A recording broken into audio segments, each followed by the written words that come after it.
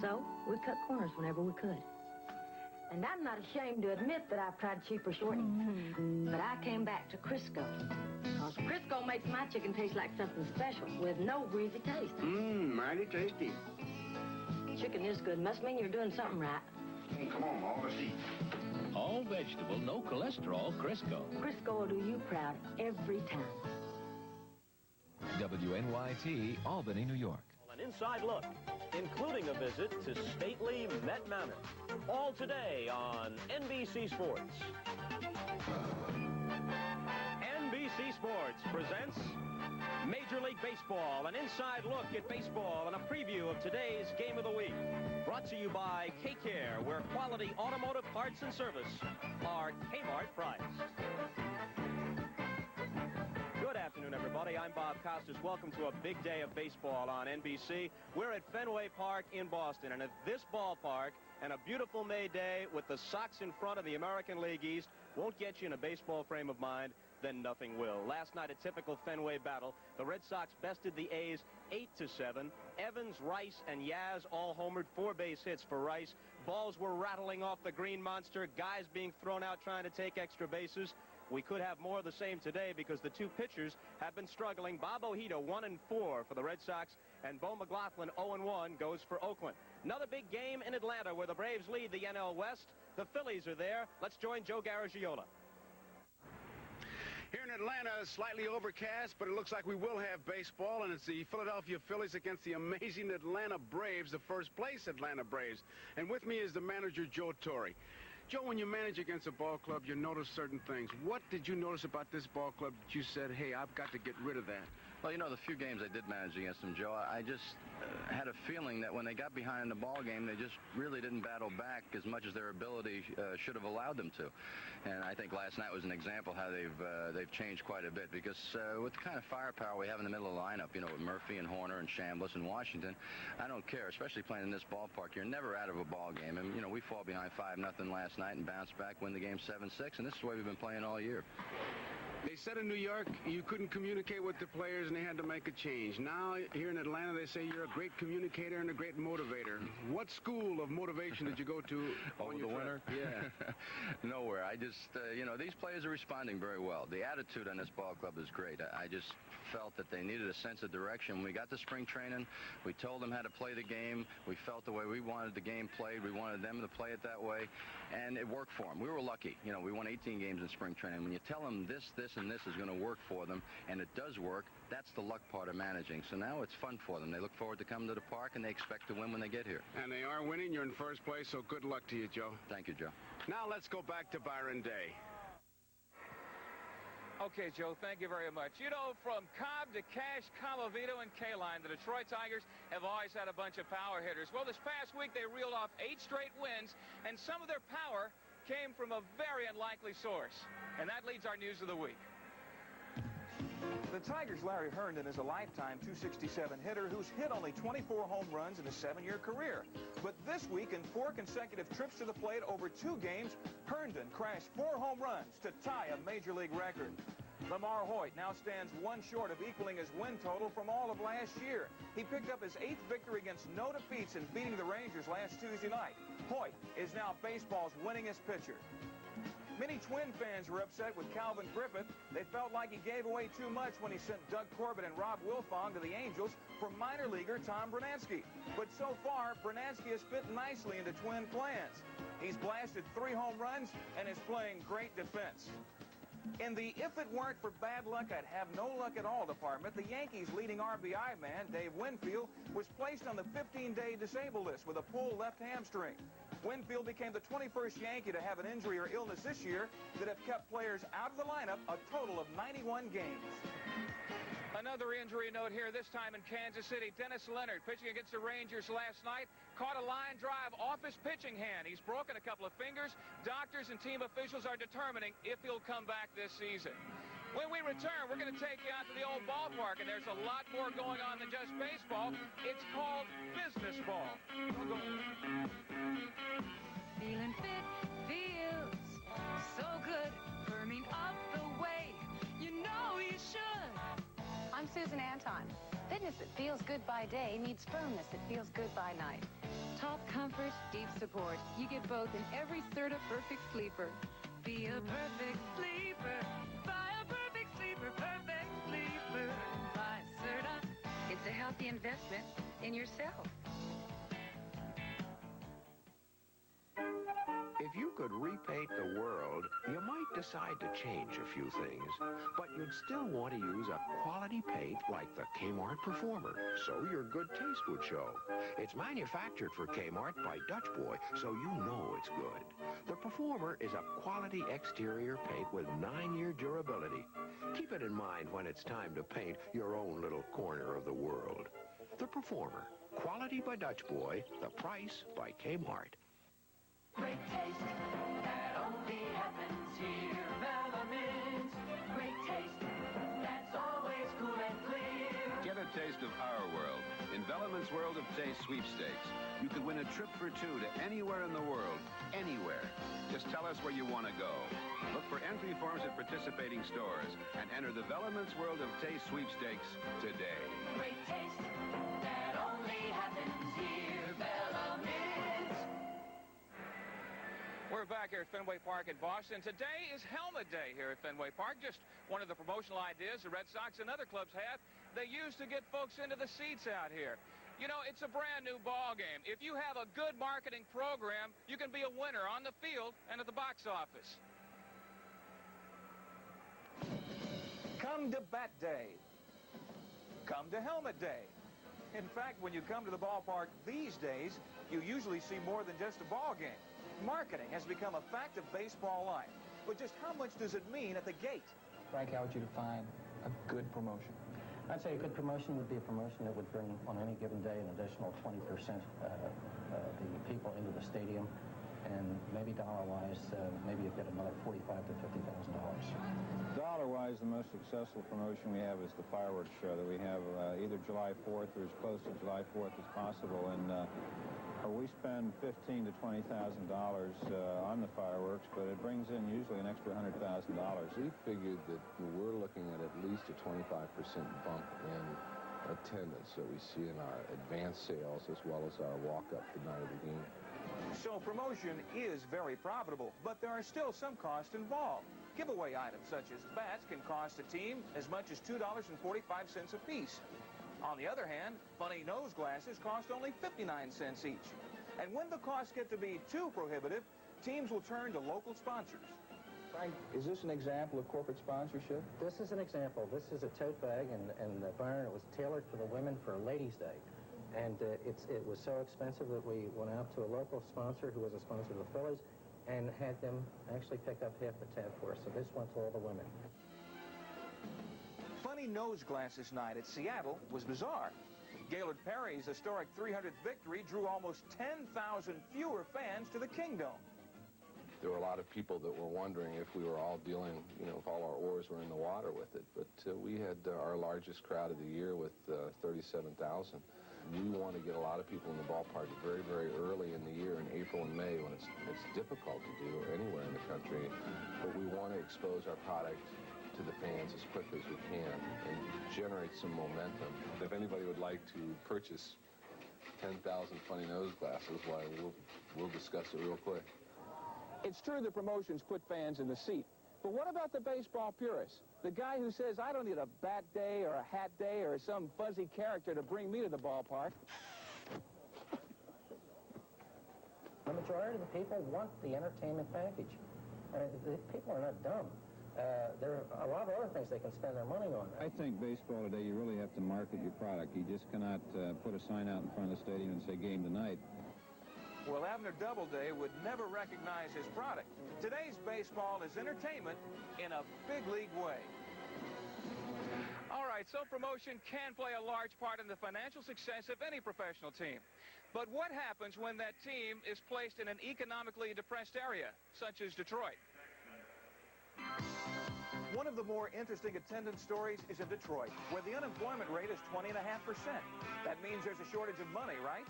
Well, the Tigers have drawn more than 376,000 paying customers, which is 60,000 more than for the same period last season. I think the most significant thing about the numbers we just saw on the screen is the fact that Detroit has yet to have a promotion this year. In fact, you could say that the best promotion is playing winning baseball. When we return, Bob Costas will be here to tell us what a rough life Met manager George Bamberg and his coaches are leading out on Long Island. We'll be back.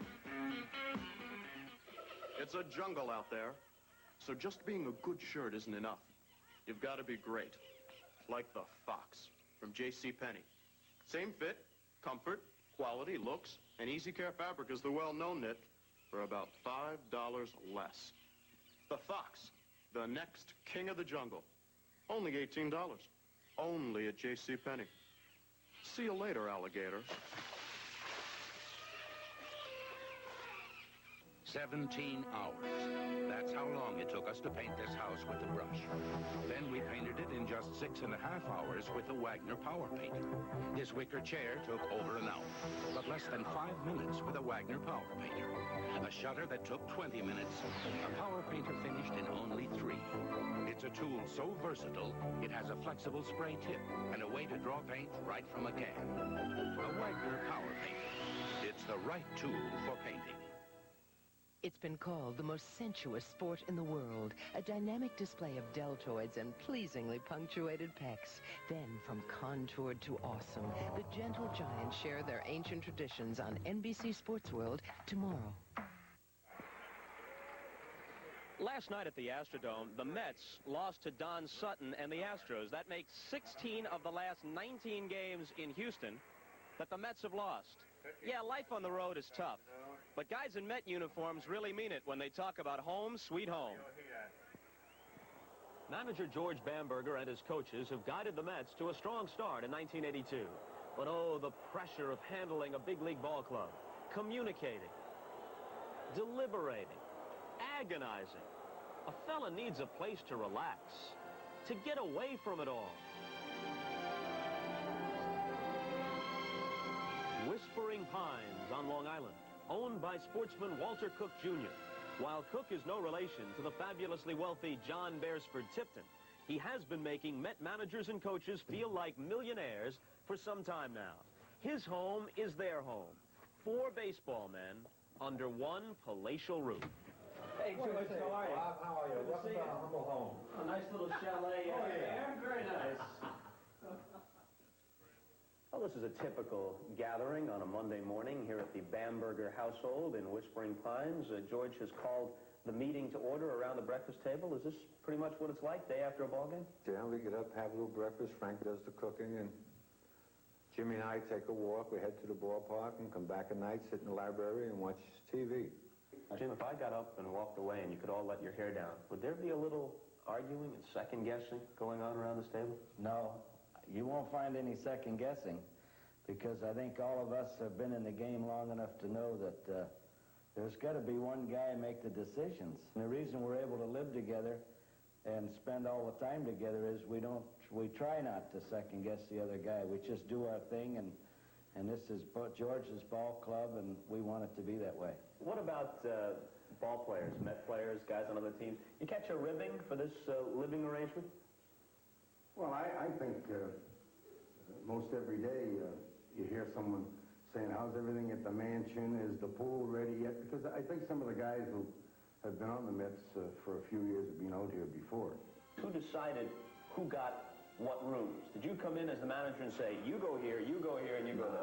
No, I just think we more or less grabbed. This is it. It's a 30-room mansion, 15 acres of property, and a swimming pool, and you name it, we got it. In other words, we live like a millionaire and don't have 2 nickels rubbed together for a mess. Some of the rooms attest to owner Cook's hunting prowess, and on indoor safari, even 6'8" Frank Howard meets his match. But don't get the idea that any of this has gone to our heroes' heads. Regular guys to the end. When it's time to go to work, the fellas carpooling. Just like the average Joe. Shea Stadium, please. Okay.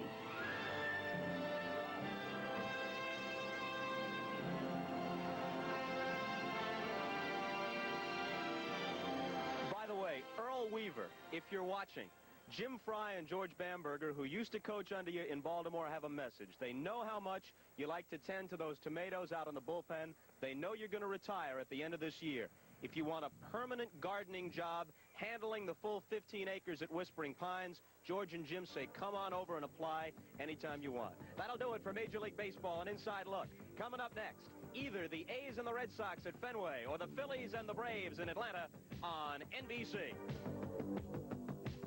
It's double trouble when Stella's cousin Della drives Harper Valley crazy. Then, who's the father? Gramps fights the battle of the bulge on one of the boys. And it's high voltage entertainment with the Mandrells and superstar Tom Jones. Then, join Steve Allen for his hilarious comedy special where he gets a chance to say, I've had it up to here, Saturday. Look, that's it. That's the one. That's the new Honda 250.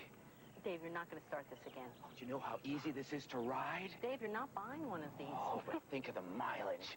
You know how much money we'd save? Oh, honey, I get you clothes, dresses, perfume, a canary. Oh, it's brand new. Some lucky guy just got this thing. Yeah, I know. Happy birthday, Lucky. The Honda 250 Custom. I'm Steve Fitz for Appliance Warehouse, your complete Sony store. Appliance Warehouse isn't an average dealer. We don't have big markups or cash-raising sales. What we have is consistently low prices. Appliance Warehouse is now featuring Sony. We have a complete selection of Sony, from Betamax recorders, black and white and color TVs, portable radios and tape recorders. We're the most complete Sony store and video store in the Tri-Cities area, and we service what we sell. Appliance Warehouse, 735 Crane Street, Schenectady. I'm Bob McNamara, and this is TV 13. Here in Atlanta, this ballpark is known as a hitter's park. But that man, Mike Schmidt, he can hit them out of airports.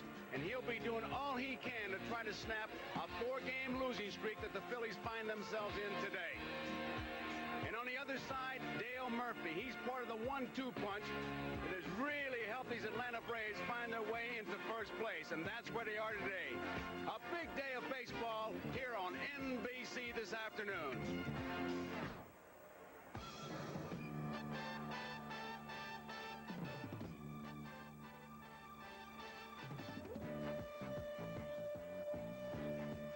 NBC Sports presents Major League Baseball Game of the Week.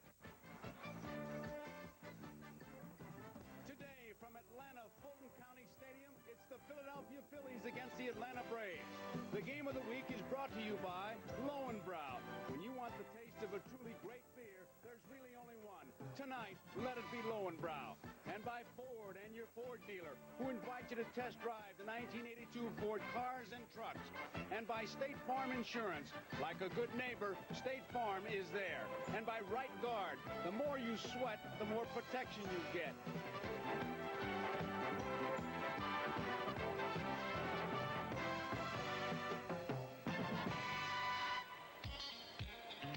That's what it was like when the Atlanta Braves set the record 13 in a row to open the season.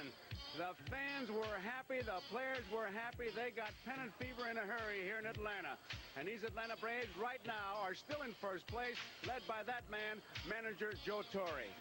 Well, we have a game scheduled between the Phillies and the Atlanta Braves, but as you can see, it is raining here in Atlanta. Both clubs took batting practice, no infield practice. The rains came, and we've got a bit of a delay.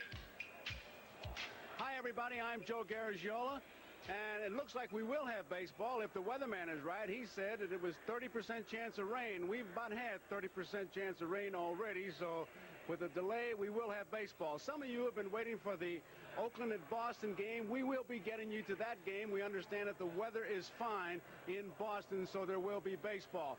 If there's no game here or a longer delay, we'll send you to the Boston-Oakland game. And as soon as they resume back here, we'll be back here in Atlanta to see the Phillies and the Braves. So there will be baseball this afternoon. We'll be talking to some of the players. We'll have some highlights for you. So you stay with us, and we'll be right back after these messages.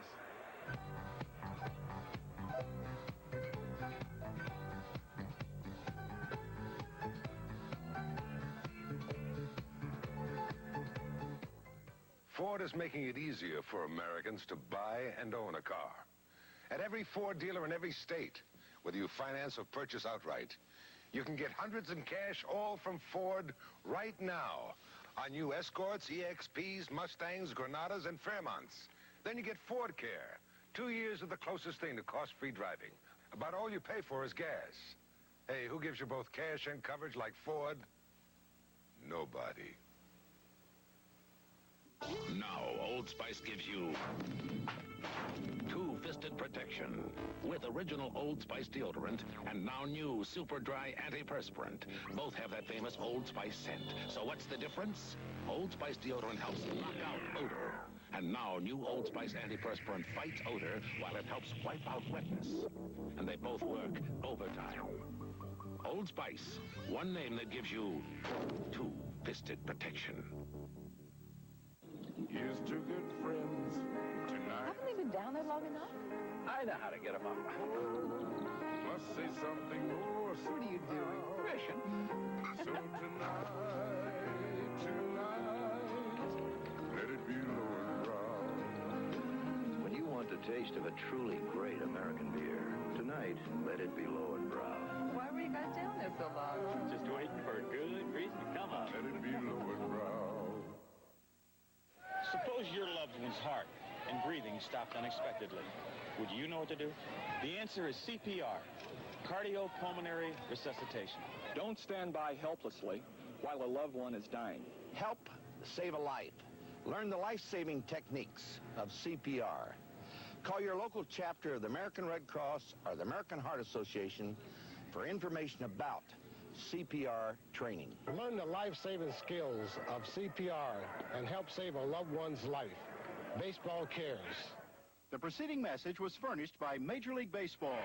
Hello, I'm Dave Bristol, third base coach for the Philadelphia Phillies, and this is my young son, Lance. 2 years ago, we gave the starting lineup for the San Francisco Giants. Today, for the Phillies, playing right field, Bobby Dernier, better known as White Lightning. And Lance, who's hitting second? My favorite player, Pete Rose, because he hustles. Hitting third and playing third base, Mike Smith. Hot-hitting Gary Matthews is playing left field and hitting fourth. Bo Diaz, who leads the Phillies in home runs and RBIs, catching and hitting fifth. Gary Maddox, the Secretary of Defense, is playing center field today. Manny Trillo is playing second base and hitting eighth. Ivan De Jesus, the shortstop. And Lance, who's our starting pitcher? Mike Krukow.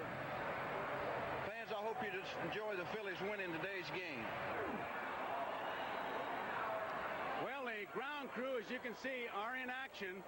They're removing the tarp, and these fans, they had a good crowd on hand here, some 25,000 last night. Saw the Braves come from behind. Phillies jumped out to a 5-0 lead. These Braves bounced back, which is a thing they've been doing all year. And these fans are turning out here.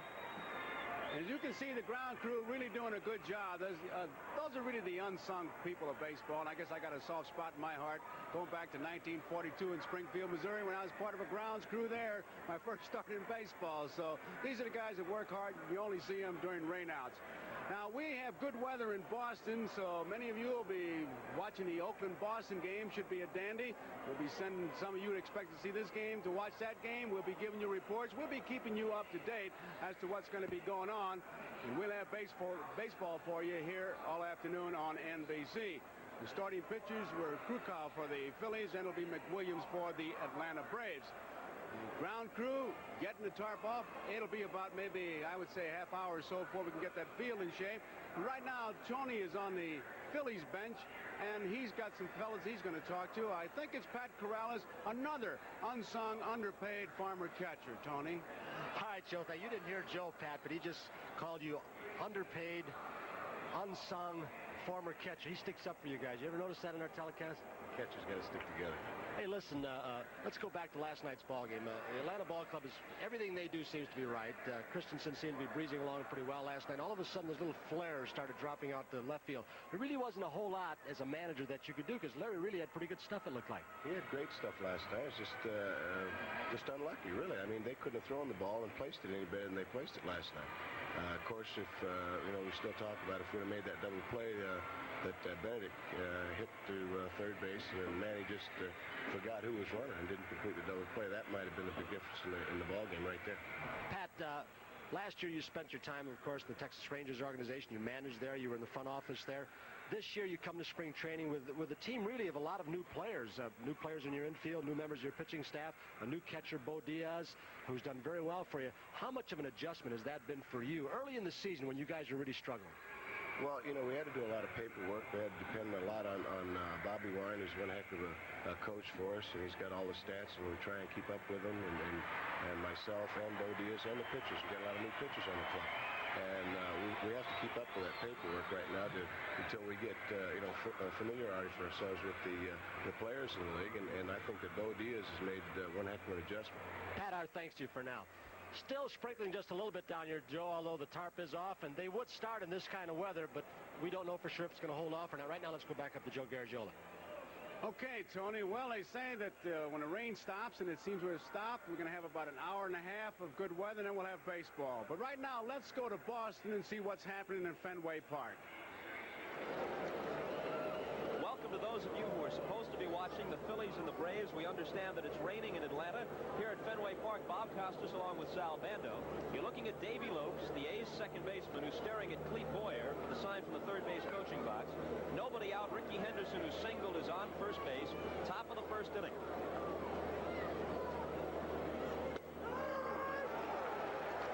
And a called strike two, 1-2 to Lopes. Bobby Ojeda must have a very good move to first because it's unlike Henderson not to be running. And Davey Lopes has given him 3 opportunities to run, taking 2 strikes. So he's got a very good move. Clete Boyer with the signs. Henderson still not going. That's outside, 2-2. Davey Lopes, over the last 3 seasons with the Dodgers, hit .370 against left-handers, .219 against right-handers. Bob, I think we're going to see Henderson run at this pitch. 2-2 pitch. It's a good time for him to go. There he goes. Change up is a called third strike, and they don't even throw. Lopes is out, and Henderson goes in without a play for his 40th stolen base in 42 games. Well, he picked the right pitch to go. As you see, it's an off-speed ball. He's got his head down. He's not even looking to see what Davey Lopes does. Head first slide, which isn't advantageous in this as much as he steals to be sliding that way. There are a lot of injuries. He favors the head first slide because he feels it doesn't break your momentum, that you get there a split second faster going head first. I agree with him, except you're so vulnerable to injuries and hands getting stepped on, and that's going to affect being able to play every day. Cliff Johnson, the designated hitter, who homered into the net over the Green Monster last night to give the A's an early lead. Henderson is going, trying to steal third, and he's got that too. I don't know if he was able to pick up the pitches or not, if he's got the signs of Gedman, but again, he had a good jump. He wasn't standing still. He had a nice walking lead and had a little momentum going to third and was stole it easily. As you see Carney trying to get in position to make the catch here. He's under his throw. It's a good move. Henderson now, with 41 steals, has been thrown out 10 times. Only twice has he been thrown out trying to steal second. The other times have been on attempts at steals of third. As you saw in that replay, that he was moving going towards third. He wasn't standing still before he took off. Red Sox infield will concede the run with 1 out. And the breaking ball misses. A ball and a strike to Cliff Johnson. I would have to say Cliff Johnson has one strength. It is against left-handed pitching. He is a notorious hitter against left-handers. 2 balls and 1 strike. Last night, Cliff was at first base. And in all fairness to him, he will help you with the bat, and he will drive you nuts on the base paths and in the field. Not only is Cliff somewhat ineffective in those regards, but he's also dangerous. He's always bumping into people, knocking them over. He's such a big guy. He's a lovable keep him out of your way, I think you're better off. Broken bat, and it winds up foul. At least I think he broke the stick. Sounded like it. Cliff is very thankful that they have the designated hitter rule in the American League. Fielding is not one of his attributes. 17 homers a year ago in the split season. Billy Martin's got some lineup problems now. The infield was never the strongest suit for the A's, and now 2/3 of that great outfield is on the bench with Murphy and Armas hurt. Johnson's His bat evidently is okay. Stays in with the same lumber. 2-2. Henderson at third. 1 out. Top of the first. No score. Joe Rudy is on deck. Full count. Well, they're trying to work him inside here for the strikeout. And if you're going to pitch Cliff anywhere in this ballpark, you've got to get it inside because of his long arms. He can extend, and anything away from him, he's going to have the opportunity to be able to hit it up there on the monster. Cliff evidently with something in his eye. And the home plate umpire, Russ Getz, offers him a handkerchief to dab at it. Getz is the home plate umpire. Dale Ford at first. Rich Garcia at second base. And Don Denkinger is at third. Garcia involved in a little controversy last night. Gave A's coach Charlie Metro the heave-ho. Payoff pitch with a man at third and 1 out. That'll get him home unless Dwight Evans can come on quickly, which he can't. A little blue pit for Johnson. And the A's have the 1-0 lead as Henderson trots home. Well, Cliff did a good job there. I'm sure he was protecting for the inside part of the plate. He just stuck his bat out and made contact and protecting the plate and just served it out into right field, right over the second baseman's head.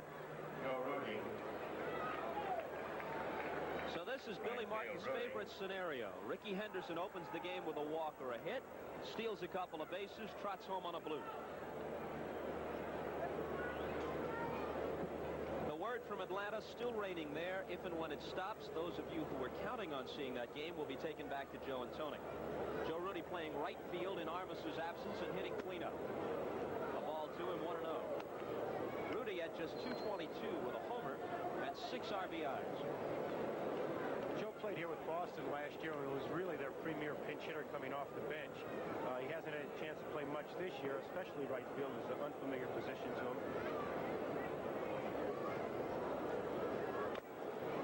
Ball and a strike.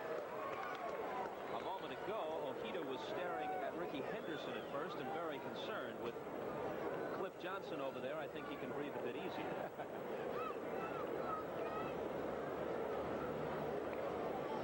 Most managers don't really try to get too fancy in this ballpark, and I think it's a mistake. I think it's good to make things happen, such as hit and run and steal, and everybody sits back and waits for the big home run. I was talking with Tony Kubek about that earlier in the week, and he said that psychologically, a lot of teams, even those who have had success running, are taken out of that game in this ballpark because you tend to wait for the big inning, but Billy Martin not falling into that trap. Well, you just can't let that wall intimidate you, and you change what your strength is offensively. And if it's running, you've got to continue to run. Ojeda chasing Johnson back, and Cliff was a little slow getting there. Cliff didn't even realize he was coming to first base. Well, the pitcher's already made his move towards first, and Cliff is still standing there. Talking about not letting the wall intimidate you. You've got a southpaw starting here for Boston, and for years the wisdom was lefties just can't win in this place. We'll talk more about that after this pitch, which just misses outside. 3 balls and a strike. I know as a hitter, you can't be intimidated, and if you spray the ball, you've got to continue to swing that way and not trying to pull the pitches away. And the trouble is, hitters get in here, you see the short wall, and they start pulling everything, and it takes them right out of their rhythm and right out of their form. Johnson a lead from first. The 3-1 pitch with 1 out, and the A's in front, 1-0. This is ball 4. Runners at first and second. In your experience, Sal, and you always hit extremely well in this ballpark, did left-handers have a tendency to change their style here and get away from the things which previously have been effective for them? I think what happens as a hitter, the left-handers eliminate the pitch inside. So as you go up to the plate as a hitter, you don't worry about the ball inside because they're afraid to throw it in there. So you really hang over the plate and you concentrate about the pitch away from you, which eliminates the things that you have to look for. And it makes it a lot easier when you're only going to look one part of the plate as compared to both. Pitching coach Lee Stang trying to settle Ojeda down. Just about a capacity crowd at Fenway. It's helmet day here, as Byron Day told us in the pregame show. Still doesn't quite measure up to the all-time greatest promotion. Funny nose and glasses night in Seattle. Did you see that? I did. Who was it after? Was it after a certain person, or they just... Well, it did have a certain Groucho look about it, didn't it? Yeah, I guess it did. I wasn't sure, if it was after Groucho. Yeah, I know a lot of players it could have been after. I think that's pretty much it. I think it was the Marx brothers. I thought it might have been Wes Stock, the pitching coach. Used to be pitching coach at Seattle. Jeff Newman, the first first baseman, and the number 5 hitter takes the strike from Ojeda.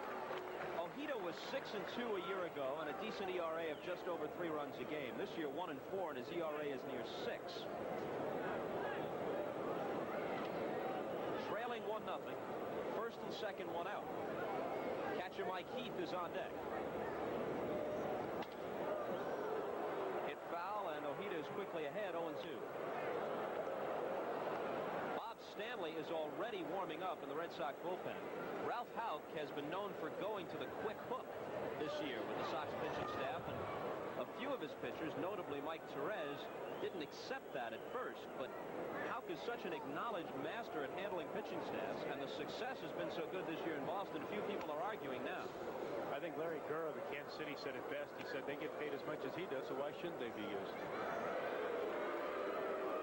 Ojeda last year did his best pitching after the strike, and one advantage he had, he was in the minor leagues staying sharp. Now all these hitters come back, and they're still trying to get back in the groove, and Ojeda was ahead of them. That might be part of the reason why he's slumped back this year. Well, I think like you said, there's 2 reasons. One, that he was pitching in the minor leagues, and it took the hitters a while to get back in the groove. Plus, no one had seen him before, so he was new to him. Where it's more difficult for hitters to face pitchers that they haven't seen as compared to pitchers facing hitters they haven't seen. Ball and 2 strikes to Newman. Ojeda shaking Gedman off. Gedman had an interesting night last night. Threw out a runner attempting to steal, picked another runner off, had 3 hits, but also made 2 errors. Ooh, the changeup just misses, 2-2. Ojeda wants to be careful with Jeff. Jeff has outstanding power, and with that wall, obviously, can 3-run home run. He's trying to keep the ball down. At least he should be trying to keep it down. That's where you get your double play. You don't have any speed on the bases or at bat, so they really got ideal people on there for double play. Newman is at 284 overall with 3 homers and 16 runs batted in. Can also catch, of course, at first base today. Ojeda trying to nibble those corners, and after being ahead 0-2, now the count is full. Well, that's exactly what we're talking about, Bob. How you get in trouble as a pitcher. You start to nibble so much, and you're so aware of that wall that you just stop throwing strikes, and you're trying to be too cute out there. And your successful pitchers in this ballpark have come right at you. Johnson is at second. Rudy is at first. 1 out on the 3-2 pitch. They are going. It's hit up the middle, but it's gloved there by Hoffman. Safe at second base. Safe, they say, at second. They get the runner at first, but what looked like a double play developing doesn't happen that way, and so Billy Martin, having the runners going, keeps the inning alive. Well, Jeff hits the ball well right up the middle. Hoffman makes a good play in getting over there. Ball stays down. He gets there. Yeah, it's a good call. Good call. Rudy just beat him to second base.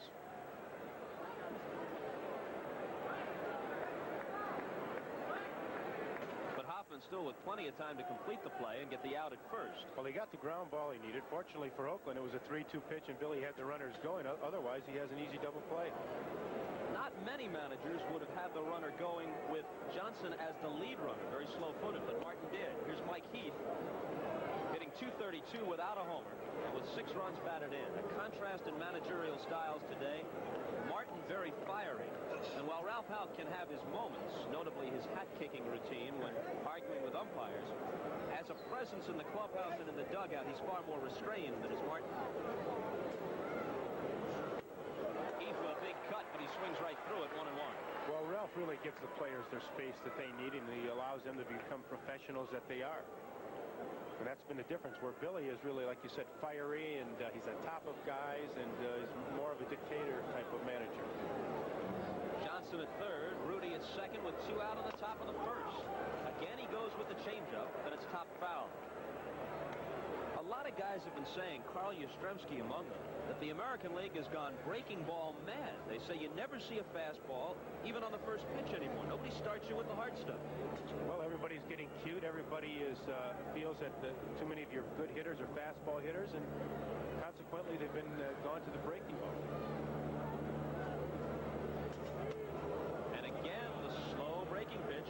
This one misses 2-2. But I think if you look over the records and you look at who have been the most successful pitchers year in and year out, you're going to see fastball pitchers, because that's the toughest pitch to hit in baseball. Third base baseman Jimmy Sexton is on deck. 2-2 offering. Hit in the air to right. Here's Evans on the run toward the corner. Big trouble. Ground rule double. The A's have a 3-0 lead as Heath comes through. Well, he'd have left this pitch up. And if you're going to pitch up in this ballpark, you better be able to throw the ball 95 miles an hour. You're going to get in trouble.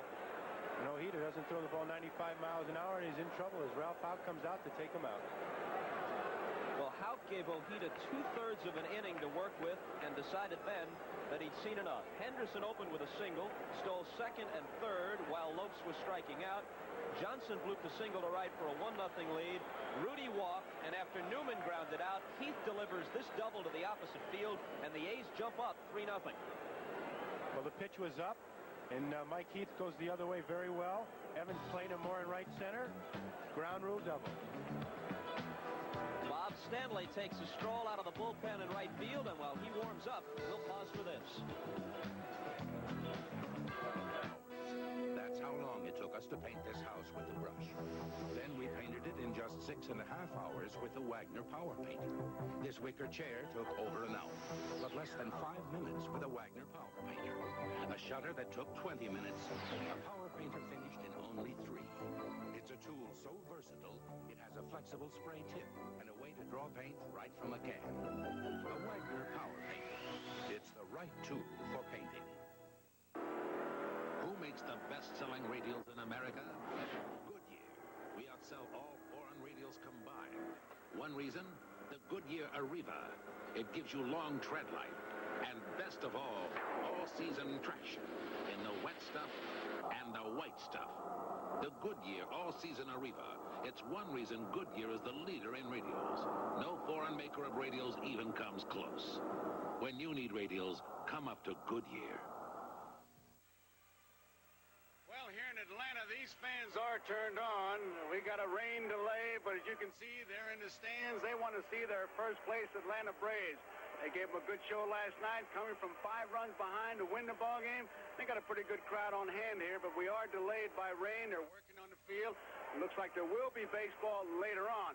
Let me give you a report as to what we're going to have happen. For those of you in the San Francisco area, due to the blackout rule, we're sorry, but you'll have to go back to regular programming. Those of you who tuned in for the Phillies-Atlanta game, well, Tony and I will be here. We'll be giving you reports, and we'll be telling you what's going on. Meanwhile, in Boston, as you saw before, they do have good weather, and they have quite a ball game going. Billy Martin jumped out to a 1-0 lead with his typical Billy Martin baseball. Henderson gets on, steals a couple bases, and a base hit. So all of you will go to Boston for the Oakland-Boston game. Tony and I will be here for our reports on this game. Have a good afternoon. Has scored. Sexton, a ground ball to the left of Lansford, who picks it up and tags Heath coming at him from second base. So Heath could have stopped and forced Lansford to make the play, but didn't. So we've completed the top half of the first inning at Fenway Park. And again, we re-welcome those of you who were watching the Atlanta game. We're going to keep you here at Fenway for the Red Sox and the A's, where after 1, Oakland has the 3-zip lead. When it comes to video games, nobody compares to Atari. I find Intellivision more sophisticated and lifelike. Gentlemen, move over for my friend Vic. The Commodore VIC-20. Move over? The Commodore VIC-20 does more than your machines. It's a great computer that also plays great games. Like this, and this, and this. A computer that plays great games? Under $300? Exactly. We didn't know. Get the Commodore VIC-20 computer for under $300. I'm Johnny Rutherford, and this is Indy. Once a year I work here, pushing my race car to the limit to get here, the winner's circle. I've made it 3 times. Last time in the Pennzoil Chaparral. It takes quite an oil to protect that engine. But then Pennzoil's quite an oil. That's why I use it to protect all my cars.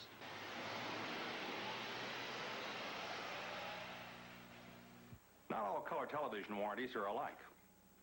Zenith, 1 year on the parts, 2 years in the tube. Sony, 1 year on the parts, 2 years in the tube. RCA, 1 year on the parts, 2 years in the tube. Curtis Mathis, 4 years in the parts, 4 years in the tube. Why is our warranty that good? Simple. Our televisions are that good. Curtis Mathis, the most expensive television in America, and worth it. It's been called the most sensuous sport in the world. You might not know a bicep from a tricep, but you know a terrific body when you see one. Dynamic deltoids and pleasingly punctuated pecs on NBC Sports World tomorrow. The Red Sox line up Jerry Remy at second base, Dwight Evans in right field, the red-hot Jim Rice is in left, Yaz in the cleanup spot, DH-ing Carney Lansford at third base hitting fifth, Dave Stapleton plays first base, bats sixth, Rich Gedman is the catcher, Glenn Hoffman is the shortstop, and the center fielder is Rick Miller hitting ninth. And Bo McLaughlin draws the assignment, his first start since the 1979 season when he was with the Atlanta Braves, and here's the defense that he'll have to work with. Henderson in left, Bosetti in center, Rudy in right. Newman, the first baseman, Lopes at second. Chicken Stanley, the former Yankee, plays shortstop. Jimmy Sexton is at third. Mike Heath catches the serves of Byron McLaughlin. Byron's a fastball pitcher. Basically, he's not overpowering. At times, he could have a very good one. Curveball, and not being a starter since he was days in Atlanta, I'm sure Billy's looking just to get 4 or 5 good innings out of him and hopefully go to his bullpen, what he has out there. He was released by the Braves organization in 1980, made the A's as a free agent in 81, but early in the season, Harold Baines of the White Sox whacked a line drive which hit him in the face and ended his season. Jerry Remy opens against him and takes high for ball one. Take a look at Jimmy Sexton at third base, how he's creeping in, protecting against the bunt. Remy leads the major leagues with 13 bunt hits, and he tries to put one down, but it's foul. Well, Jerry's a very good bunter with great speed. He likes to bunt the ball mostly to third base, but he can drag it. And the only way you could take the bunt away from a good bunter is really to get up there on him and just force him not to bunt. And, of course, over the course of a season, that's got to add 15 or 20 points to your average because you can slap them by when you swing away.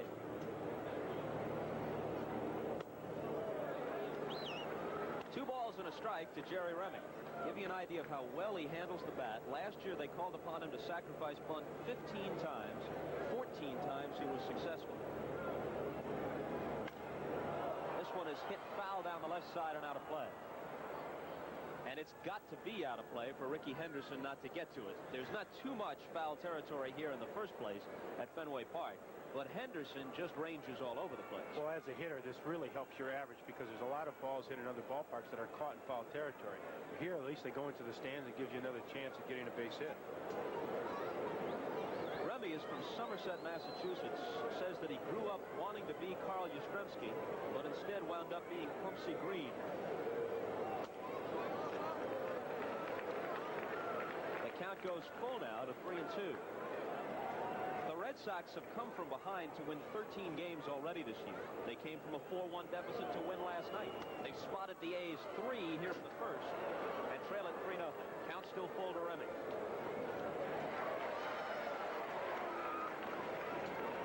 Our producer, Ken Edmondson, says, explain who Pumpsie Green was. Well, any fan of the Mets or Red Sox knows all about Pumpsie, right? Pumpsie was a second baseman. I know that. That might get through the hole. Lopes ranging left to make a good play and throw him out. Well, Davey still has some of his range still left, and he's playing an outstanding second base for Oakland. I was talking to Art Fowler before the game, and he said they're very pleased with his defense, and he's really been that spark plug they've needed because basically they've got young guys who are very quiet. Davey makes a nice play, but they get Remy. Interesting fact there that he won a Gold Glove in '78. The public perception of him after last year's difficulties in the World Series when he was with the Dodgers is that he's a terrible fielder. Well, anytime that you're on national TV in a series like the World Series and you do anything poorly, all of a sudden everyone thinks that you can't do something, and I think it's unfortunate. I think Davey's career has proven that he's been an outstanding ball player. Dwight Evans. Speaking of Gold Gloves, this guy has 3 of them as a right fielder. Last year, he tied with Bobby Grich, Tony Armas, and Eddie Murray of Baltimore for the American League home run lead with 22. He finally hit his first of the 1982 season last night. Good call from Russ Getz, 1-2. Dwight changed his stance drastically last year, and it's paid off for him, much to the Charlie Lau theory, where he's got the rocking and the bouncing as you see him keeping the bat moving there, and he shifts his weight to the back. He was telling me before the game that his biggest problem has been he comes off that back foot too quick and commits himself. You mentioned the Charlie Loud theory. The Red Sox hitting coach, Walter Riniak, he is a Charlie Loud disciple. He's got a lot of these Red Sox hitters following the same theories. You'll see Rick Miller do basically the same thing when he's up there. And it's just bouncing your weight back and forth so you're not standing still too long up there as the pitcher holds the ball. And you can shift your weight off your back foot onto your front foot and generate more power. McLaughlin has gone to full counts on the first two hitters. And he walks Evans, who perennially is among the American League leaders in walks and on-base percentage. So the Red Sox have a man aboard with one out. And here comes the sizzling Jim Rice, who had 4 base hits last night, a double, 2 singles, and a homer. Well, in this ballpark, or in any ballpark where Jim Rice is a hitter, the one thing you don't want to do is put men on base in front of him. He's always been a big RBI man, and you're just asking for problems. Now, especially if you're walking guy, you've got to make the hitters swing away if they're going to get out.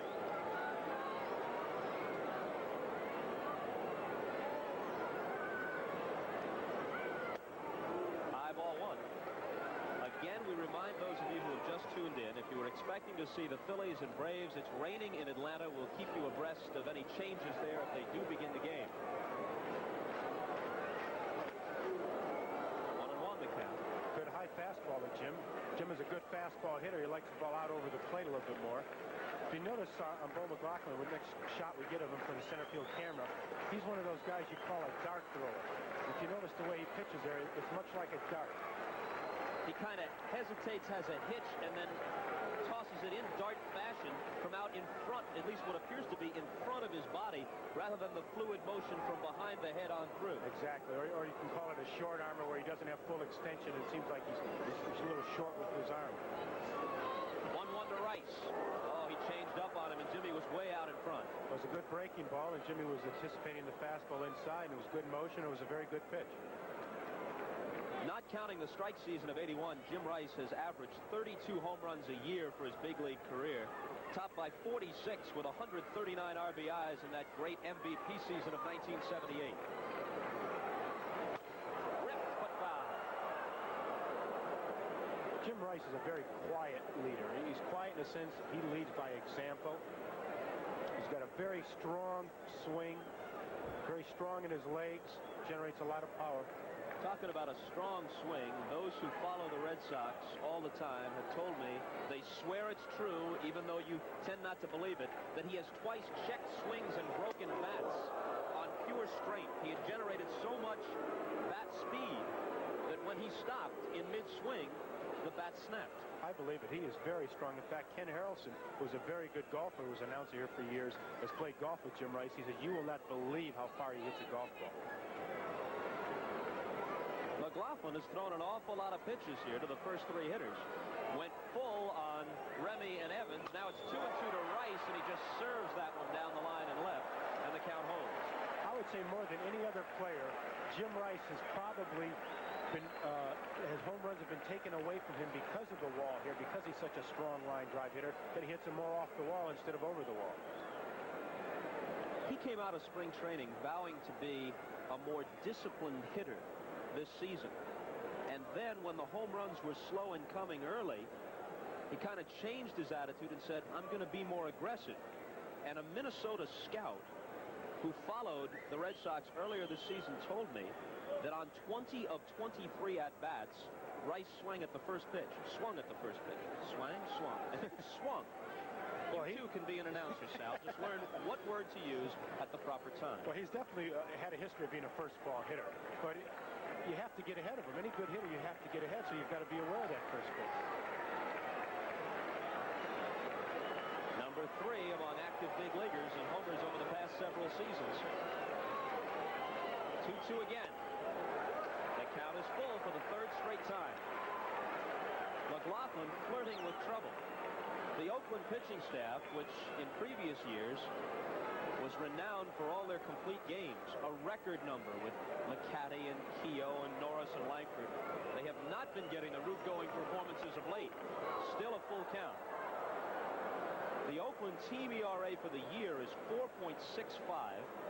They've had just 12 complete games in 41 over the course of the full year, and as you see, just 1 in their last 17.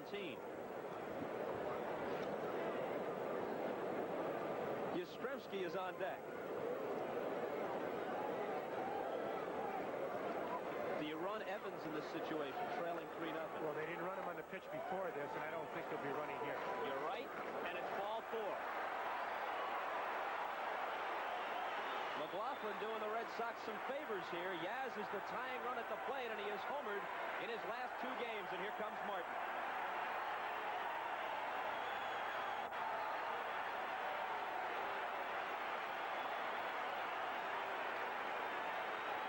Yaz is hitting, at the age of 42, a mere .340 with 7 homers and 25 runs batted in.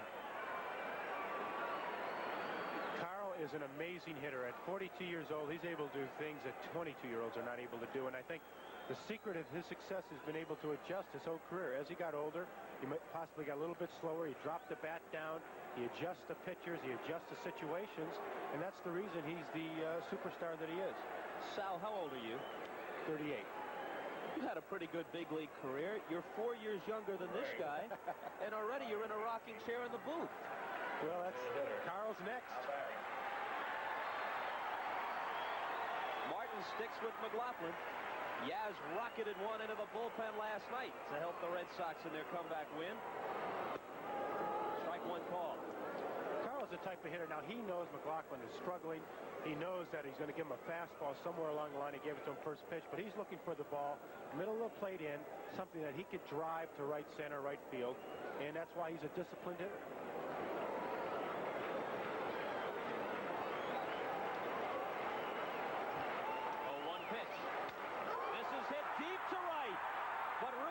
To the track, and it just dives.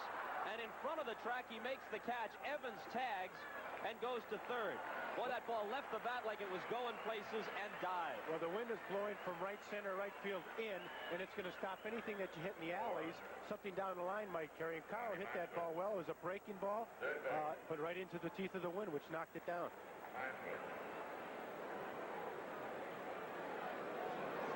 It's 380 feet here to straightaway right field. 420 to almost dead center. Actually, the area where the bullpen wall meets the center field wall, just to the right side of second base. 379 in the left center, and they say 315 down the line to the green monster to the left. Although some people have questioned that, saying it's shorter. Lansford takes strike 1. Those small numbers underneath there. Those are the distances in metric terms. We'll talk more about that in a minute. Lansford takes inside. Fenway Park is an absolute jewel of a ballpark. It's a ballpark, not a multi-purpose stadium. Everything about it is perfect. Everything about it is a piece of Americana. I can't imagine anything more incongruous than metric distances on a wall in a classic American ballpark. 2 balls and a strike to Carney Lansford. The metric system may make perfect sense. It may put us in sync with the rest of the world. It may be easier to deal with once you learn it. But on the walls of ballparks, it'll always be 315 feet, not 96 meters.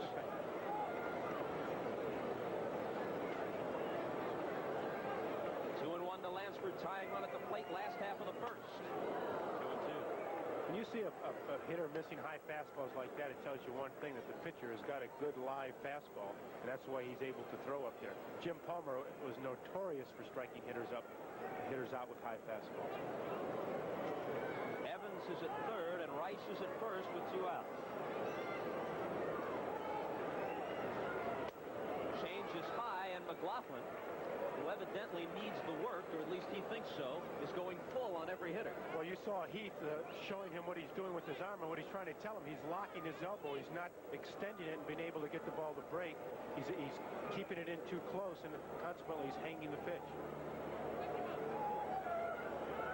Carney Lansford last year led the American League in batting, first right-handed hitter to do so since Alex Johnson in 1970. Pickoff play toward third, you can do that. Nobody was covering. And McLaughlin's thought, perhaps, was to get Rice leaning. Well, he thought Rice would go on his first move, so he took that move to third base and see if he would be running in the 3-2 pitch. The third walk of the inning, and Lansford's pass loads the bases.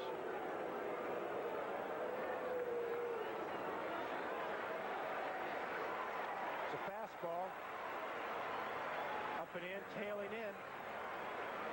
I think we're seeing the effects of Bo McLaughlin not pitching very much right here and being wild in this first inning. Going back to that play with the bluff throw to third, you can step toward third and not throw the ball, even though every time it happens you hear the cry of balk from the stands. And with the count 3-2, an automatic go situation for Rice at first. McLaughlin thought that perhaps with the fake he could get Rice to take off prematurely and then hang him up between first and second. Exactly. A runner will move or run on his first move that a pitcher makes. Bases are loaded for Stapleton, the first baseman. And that first move is usually towards home plate, so anticipating that that's what the pitcher's going to do, the runner should take off. But Rice was very cautious and was able to wait and see what the pitcher was going to do.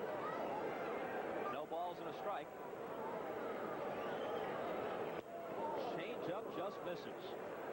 McLaughlin has thrown an awful lot of off-speed stuff in this first inning. Well, he's changing off of his breaking ball. He throws a hard slider, and he changes the speed on the slider, and he uses it both as a changeup and as a breaking ball. If he throws it for strikes, he's going to be effective, but you can't keep throwing that pitch and get behind. Up the middle, but Davy Lopes is able to grab it. It was a soft line drive, giving Lopes enough time to get over to his right. So the Red Sox load the bases on 3 walks, but come up empty. And at the end of 1 at Fenway, the A's lead the Sox 3-0. Here's to good friends. Come on, guys, just 2 more floors. You know, we heard apartments were hard to find. But the roof? Well, the apartment's on the 3rd floor, but tonight. Yeah, well, you guys have been traveling all day, so we thought we'd pull out all the stops. When you want the taste of a truly great American beer, tonight, let it be low and brown. Here's to your exterior decorating. Let it be low and brown. Wherever men race to win, Champion Spark Plugs will be there. You can be a winner, too. You can win a free trip to the Caesars Palace Grand Prix, Las Vegas. And you can find out if you're a winner by looking for the contest ad in these issues of Popular Mechanics, TV Guide, or Reader's Digest. Remove the coded instant winner card. Take it wherever you see this sign. Do it today. Win with Champion, the spark plug that wins the world over. This is Just Whistle, Gillette's twin blade razor for women. It pivots, adjusts to every curve to give a girl a smooth and easy shave. This is Atra, Gillette's twin blade razor for men. It pivots, adjusts to every curve to give a guy a close and comfortable shave. Just Whistle for her? Atra for him, and they both use Atra blades. Is that where my blades have been going? Gillette's best shave for both of you. Another full card of boxing. Featherweights Rocky Lockridge and Jose Nieto. And undefeated Bobby Chaz against the Iceman Coolidge. This matinee idol better beware, for the Iceman cometh on NBC Sports tomorrow. American League last night, as we told you, the Red Sox beat the A's. Flanagan, the winner for Baltimore over Toronto. Ted Simmons finally coming alive, had a 2-run double as Milwaukee beat Seattle. Gamble and Mercer homered for the Yankees. They pounded Minnesota 12-1. California cooled Detroit off 9-7. Dennis Leonard beat Frank Tanana, who's now 1-6. 3-0 KC over Texas. And Britt Burns was the winner as Chicago beat Cleveland. The standings in the American League: Boston by a game over Detroit and 5 over Milwaukee. The Yankees 7 back in the East. In the West, Chicago and California in a virtual tie. It's the White Sox by percentage points. Lansford fielding the ground ball and throwing Rick Rossetti out for the first out of the second inning. Kansas City trails by 4 in the West, and Oakland at 20 and 21 is 7 games back. Bob Stanley has his pitches going for him tonight. You're going to see, or today, you're going to see a lot of ground balls being hit to the infielders. He is definitely a ground ball pitcher, and I don't mean hard ground balls. I mean the weak ones, the kind you just noticed. Bob Stanley to Fred Stanley. They're no relation. Fred Stanley hitting just 104 without a homer and 1 run batted in. A ball and a strike as we pause briefly for station identification. This is the NBC Television Network. WNYT, Albany, New York. Bob Costas with Sal Bando at Fenway Park, where the A's jumped on Bob Ojeda and knocked him out with 3 in the first. Now it's Bob Stanley on the hill for Boston. And ahead of Chicken Stanley 1-2.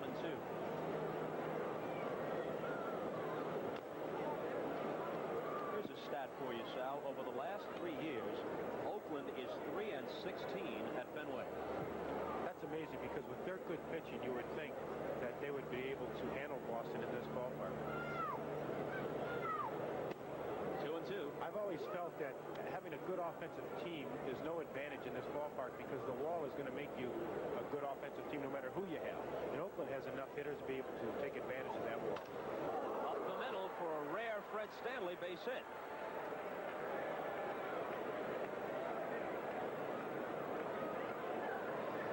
Well, Bob is just pumping those sinkers in there, and that ball didn't sink very well. And Fred Stanley was able to hit it up the middle and make good contact. He was telling me before the game how difficult it's been for him to find a base hit. He hits the ball good and everybody seems to catch it. Here's Ricky Henderson, who had a fairly typical first time at bat. He singled, stole second and third.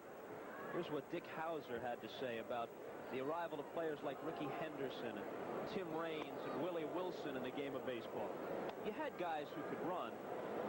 In years back, you had the Luis Aparicios, and then Maury Wills started the stolen base revolution. He was followed by Lou Brock, but there weren't as many. It seems like almost every club has somebody who can change the way the defense has to play the entire game if they get on base. I think your athletes are becoming bigger and stronger and faster, and simply because conditions are better for them, and you're going to be able to groom better athletes. 1-1 to Henderson with a man at first and one out in the second.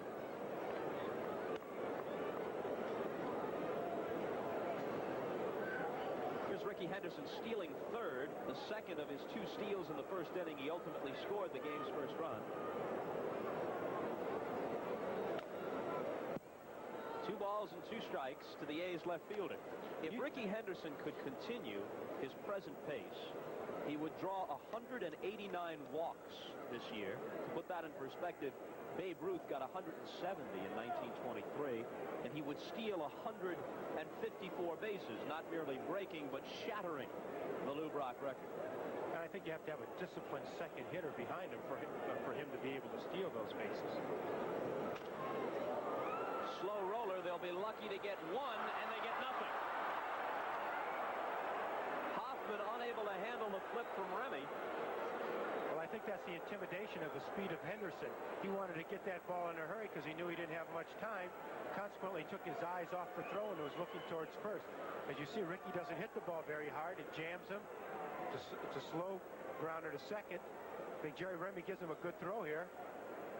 He just is in a hurry to make his pivot and throw to first base, and that's what speed will do. It intimidates you. Low. Even had he handled it cleanly, he probably could not have gotten Henderson at first. Loach swings through it, strike one. Exactly. That's a position where you have to concede the runner at first base and make sure of one, and he doesn't make sure of one. Stanley was prepared to go a bit out of his way to take him out of the play. Did you notice that? Inside the Lopes. The rules say that Stanley on that slide has to be able to touch the bag with his hands, and I'm not so sure that he would have been able to without rolling towards second base. So they could have easily called that an illegal slide. 2 on, 1 out, top of the second. A's already lead it 3-0. Watch Bob Stanley. Oh, no, I guess we're going to take a look at Glenn Hoffman. Here's a slide. Now let's see if he can touch second base without getting up. Now he would not have been able to touch second. He has to roll over there and lunge for the bag. And now Bob Stanley falls behind Davey Lopes 3-1. You also notice that Bob Stanley is not fooling anybody. He is throwing nothing but hard sinkers. He hasn't even mixed in a breaking ball. As a hitter, you're aware of this. He's just looking for a fastball that he can get up a little bit. Hit on the ground to Hoffman at short. 1, but not 2.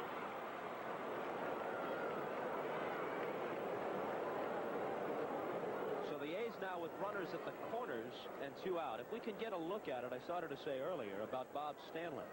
In addition to throwing that slider and sinker, which are wicked in the first place, he'll come down 3/4 and very occasionally even sidearm. And that makes it even tougher to handle. Especially for a right-hander. Left-hander, it doesn't affect him at all, and usually pitchers won't drop down against left-handers. But for a right-hander, he's nasty enough with his hard sinker. Then when he starts dropping down, it's time for your prayers. Clip Johnson had an RBI single his first time up and takes a ball. With second base open, Davy Lokes, even at this stage of his career, a very definite threat to steal. Another chance for Hoffman. He atones for the earlier error by handling the last two plays of the second inning. And the A's go out without adding to their 3-0 lead. Back with the bottom half of the second at Fenway right after this. Trust the leader in technology to forge a new legend. Seiko LaSalle. Trust Seiko to fuse slim elegance and fearless performance. New Seiko LaSalle. Trust Seiko to create timepieces destined for a place among the world's great possessions. Seiko LaSalle. Miracles of slimness. Marvels of technology. No wonder people trust Seiko more than any other watch. Seiko at your authorized dealer. Save on your homeowner's insurance with a fire extinguisher, a smoke alarm, and deadbolt locks. Check with State Farm. I'm State Farm Agent John Pomeroy. With State Farm, you'll save 5% on your homeowner's insurance if you just install a fire extinguisher, a smoke alarm, and deadbolt door locks like I have. Put in additional security equipment, and you get an even bigger discount. And our Home Alert program could save you a lot more than just money. Check with State Farm. And like a good neighbor, State Farm is there. Now, Ford blasts through truck prices with $1,000 back, 100% from Ford on tough Broncos, and $2,000 back on XLT club wagons, and $500 on vans. There are big price breaks, $500 to $750 on most Ford pickups and 4x4s, and $1,000 on tough Ford mediums. So get the jump on truck prices and get up to $2,000 back, 100% from Ford. It's big. It's now. Last night, National League, Atlanta's lead is 5 in the West, 7-6 over the Phillies. Charlie Lee with the strong pitching performance. Expos over the Reds. Don Sutton goes to 7-1. Houston beats the Mets. San Diego over Pittsburgh 7-5. That coupled with Chicago's win over San Francisco. Cubs have won 9 of their last 13. Drops Pittsburgh into the cellar and takes the Cubs out of it in the East. And the Cardinals beat the Dodgers 6-3. Cardinals now down to their third-string catcher. And speaking of catchers, Rich Gedman leads off the last half of the second inning with the first base hit of the day for the Red Sox, a ground single to right. And that'll improve his average, which was .333 coming in after 3 hits last night. The Cardinals had Darryl Porter break a finger, and then Gene Tennis's backup break a hand. Glenn Brummer, whom they brought up from the minor leagues, had a couple of base hits for them last night as they were able to beat the Dodgers. Standings, National League, Cardinals by 3.5 over the Mets, 5 over the Phillies in the East. In the West, Atlanta 5 over San Diego, 7.5 over the Dodgers and the Astros. Shortstop Glenn Hoffman is the hitter.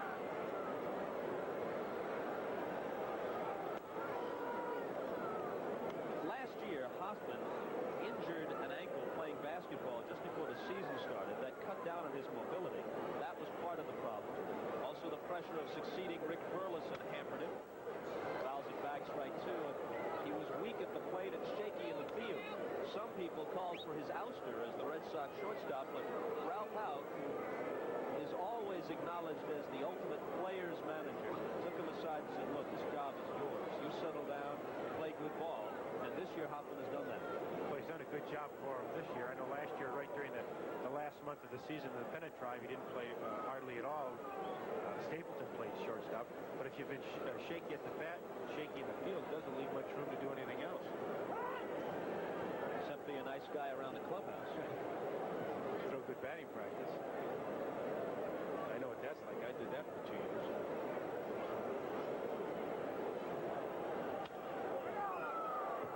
Stays at 0-2. Hoffman is hitting .270 with 4 homers and 26 runs batted in. Last year, he had 1 homer and 20 RBIs for the whole thing. I was starting to say for the full season, but in 81, you can't say that about anybody. And you really have to hand it to the Red Sox team because they really lost all their strength up the middle. Lynn, Burleson, and Fisk. Toward first. Newman thought about it and threw it away. It comes right to Ricky Henderson in left field, so Gedman stops at second base. When Newman whirled around, by the time he had taken that long, it was already a dangerous play to go to second, especially with a 3-0 lead. And he's got to make a perfect throw, and with the runner right in your line, it's very difficult. See, the runner's right in his line to throw to second. He can't. He's got to make sure of one and just step on the base and keep the runner at second base. Well, and this is the first time he's played first base this year. He's been alternating every other day with Mike Heath as a catcher. So when you look back at it, you say, well, he should have done the safe play, but at the same time, he hasn't been out there all year. Top half of the first. Since then, they have issued 3 base-on balls to the Red Sox and committed an error. So the Sox have had their opportunities to jump back in it. Center fielder Rick Miller. Lost one to left. Henderson back near the line, and it's just out of play. You know, as an infielder, you're really hoping in a position like this that your pitcher can really pick you up for making a mistake. And really, your good pitchers are able to do that. In fact, they'll tell you, don't worry about it. I'll pick you up right here, because there's going to be times when that pitcher makes a mistake, and he's hoping his infielders or outfielders pick him up. Last night, Billy Martin stuck with Rick Langford through 7 runs and 14 hits before he finally took him out. Well, his choice was going to the bullpen, which has been getting knocked around a little bit. So really, their pitching is not in all that great of shape. 0-1 to Miller. He bluffs the bunt and takes outside. Mike Heath is the kind of catcher who likes to throw the ball. He'll often come up and fire one to second or first, trying to nail a base runner who strayed too far. He's got an outstanding throw number. In fact, last year he threw out 27 of 57 runners, which is a phenomenal percent for catchers. And this year he's nailed 50% of those who tried to take liberties with him. Miller, the tying run at the plate with nobody out, bottom half of the second inning. Lays off, 2-1. Miller is in his second tour of duty with the Red Sox. Started with them, went to California, came back, along with Carney Lansford and Mark Clear in the deal which sent Rick Burleson and Butch Hobson to California. A deal which looked like it wasn't such a good one for the Red Sox at the time, but right now it shapes up as a great one. Well, I really thought at that time it was a good deal, because I figured Lansford and Burleson were awash. They were both quality players, but they were able to get Mark Clear in the deal, which gave them the stopper they needed in the bullpen, and that became a very big plus. McLaughlin, finding it difficult to stand prosperity, is 1 pitch away from loading the bases again. Well, Heath does a good job here keeping the ball in front of him, not allowing the runners to advance. Gets his knees down there, hits him in the chest.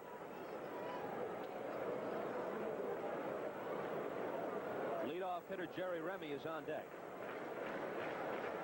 A ground single by Gedman, an error by the first baseman Newman to put runners at first and second with nobody out. The 3-1 pitch. Bloop back over second. Racing in is Bosetti. Has no play. The bases are going to be loaded. Well, Rick hit that ball off the end of the bat. Just placed it nicely out in center field. Not much anybody could do about that. McLaughlin makes a good pitch. He doesn't hit it good. Sinker ball tailing away from him. I would think as a pitcher, that's got to be the most difficult part of pitching, is to make a good pitch, and the guy doesn't hit the ball good, yet he gets a base hit. Could Dwayne Murphy have handled that ball, considering the fact that he plays the most shallow center field in all of baseball, and with his blinding speed, would he have had a chance to handle that ball, Sal? Well, I don't think he would have played any more shallow than Bosetti played, but his speed is greater, so he might have had an easier play on the ball. Top of the order with the bases loaded and nobody out, and Remy cuts on the first one and fouls it off. Evans is on deck, and then Rice will follow. Jerry Remy does not strike out very much. It's going to be very difficult to double up, so chances are if he doesn't hit a pop-up, he's going to get a run in here somehow, unless he taps the ball right in front of the plate or out back to the pitcher. The Red Sox are 26-13, their best start since the pennant year of 1946, and half of their 26 victories have been accomplished in come-from-behind fashion. The same thing might be brewing today. They trail 3-0, but they've got them loaded. A ball and a strike to Remy. Seems whenever you play the Red Sox in this ballpark, you're always in trouble, either because you caused the trouble or because the Red Sox have done it, but it never seems like you have an easy inning. They might get two on this. Lopes. They drop it at second. Stanley drops the ball. They do not even give them the force out. The bases remain loaded, and a run is home. There goes the intimidation of speed. Jerry Remy, Stanley doing the same thing that Hoffman did the inning before. The ball's, like you say, it's really a double play all the way. You just got to catch the ball, look it into your glove. He hustles up and he drops it. Sometimes on a play like that, you'll get the out call at second base if the umpire feels that the pivot man had it long enough before dropping it. Right. But in this case, Rich Garcia, the second base umpire, says no, and you can tell from the replay he's right. Right, he's got to be taking the ball out of his glove. He was not taking, he was reaching in for it, but he did not have clean possession of it. Now the tying run is at second. The go-ahead run is at first base, and the person is Remy, and the hitter is Evans, who walked his first time.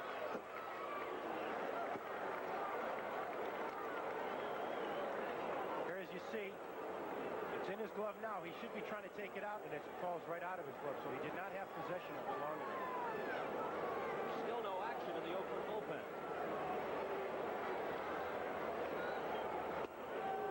Evans takes a strike.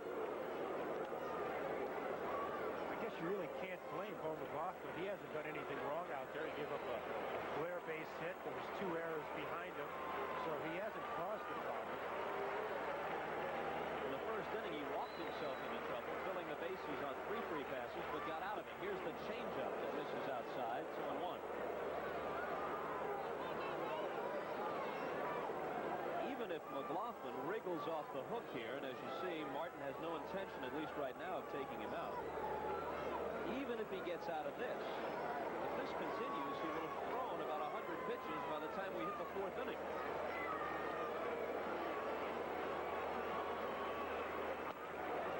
And he's behind 3-1. With the hot Jim Rice up next and Kyle Yastrzemski to follow, he's got to make a very big pitch right here, and Dwight Evans is just sitting on that fastball, waiting for it to be anywhere in his wheelhouse, which would be the middle of the plate in, something he can drive. This is a hitter's delight right now. Bases loaded, 3-1 pitch. You know a fastball's coming. You're a fastball hitter. You just hope you don't hit it at something. Paul McLaughlin making his first start in 2.5 years in big trouble. Somebody missed something. Either we missed a pitch or they missed a pitch. The scoreboard must have been incorrect. Now it reads 3-1. Or perhaps time was called before the pitch. No, that is ball 4. Sure. Well, for once we were right in the first place, Sal. They better leave a wake-up call out there. That was a 3-1 pitch. It did miss high. Evans has his second walk of the day and an RBI, and we've got a 3-2 ball game. Bases loaded, still nobody out. I'll tell you what happened in a situation like that for Dwight Evans. He's concentrating so much on what he's looking for and on getting a hit that he lost sight of what the count was, or thought of what the count was, and he's ready to go again.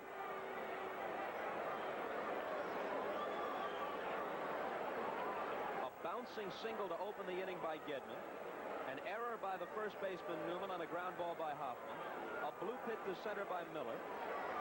An error by the shortstop Stanley on a potential double play ball hit by Remy. A bases loaded run scoring walk to Evans, and now here's Rice. 3-2 game, still loaded, nobody out. And he was going for the jackpot. Well, and you've got McLaughlin who has just walked Evans, and I would think Jim would be looking for a pitch more in the strike zone. That pitch was out of the strike zone, up and in. But again, he's looking for that first fastball, and we talked about him being a first ball fastball hitter. Yaz on deck, Lansford to follow. Base hit, left field. The game is tied. Henderson has an excellent arm, and they won't challenge it with nobody out. That shows you the strength of Jim Rice, because that ball was in on him a little bit. In fact, I think it broke his back, but he's strong enough to muscle it out into left field between the third baseman and shortstop. Good strong stride. The ball's in on him, off the hands a little bit.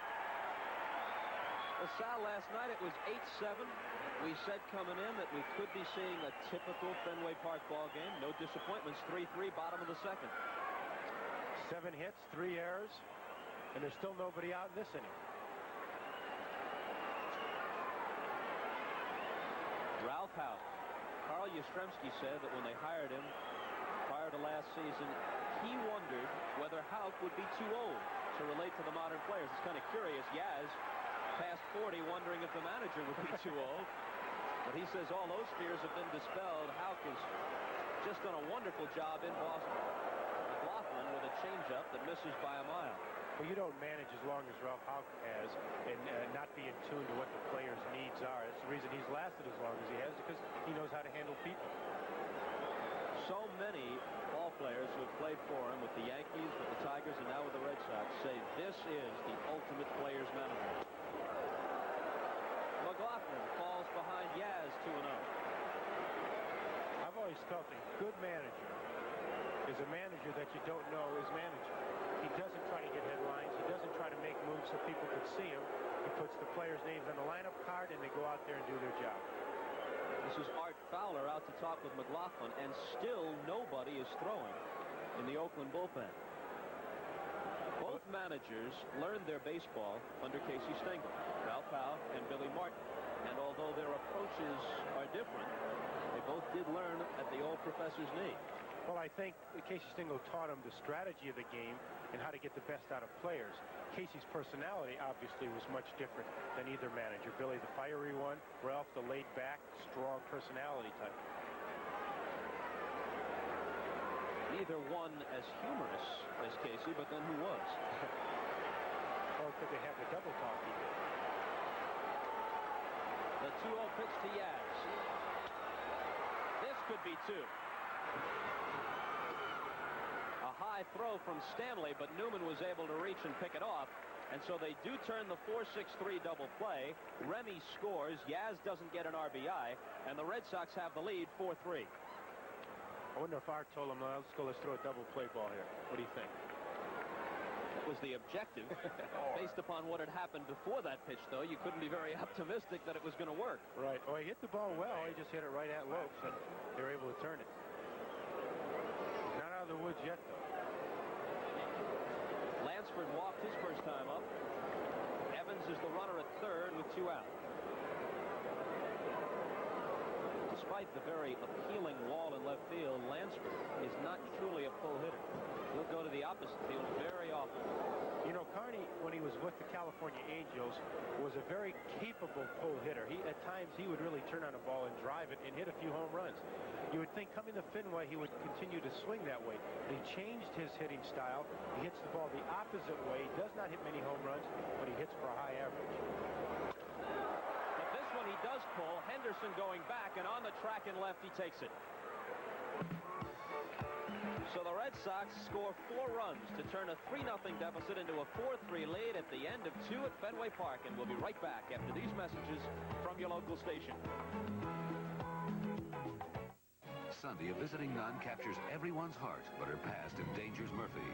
Then on a special all-new Chips, Fred Dreyer leads a team of martial arts experts. Steel is cutting the cost of cutting brush and weeds. Now get an accessory kit worth up to $47 free when you buy a Steel brush cutter this spring. Blaze through weeds and grass with a brush cutter so strong, it makes cutting even thick brush a snap. So well made, it's ready to last twice as long as the competition.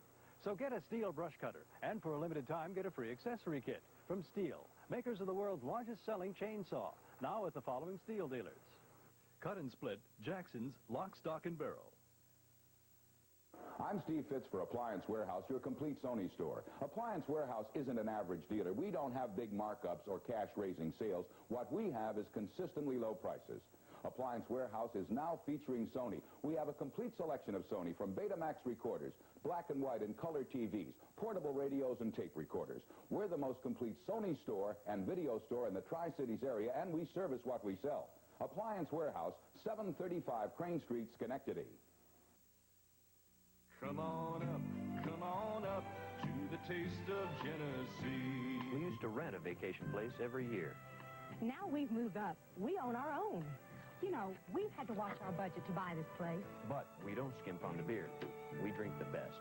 Genesee. Yeah, compared to all the rest, our one brewery makes it best. Come on up to the taste of Genesee. Come on up. WNYT, Albany, New York. Rudy, Newman, and Heath coming up in the top half of the third for the A's. But before we give you Oakland's turn at bat, let's go down to Atlanta for a report.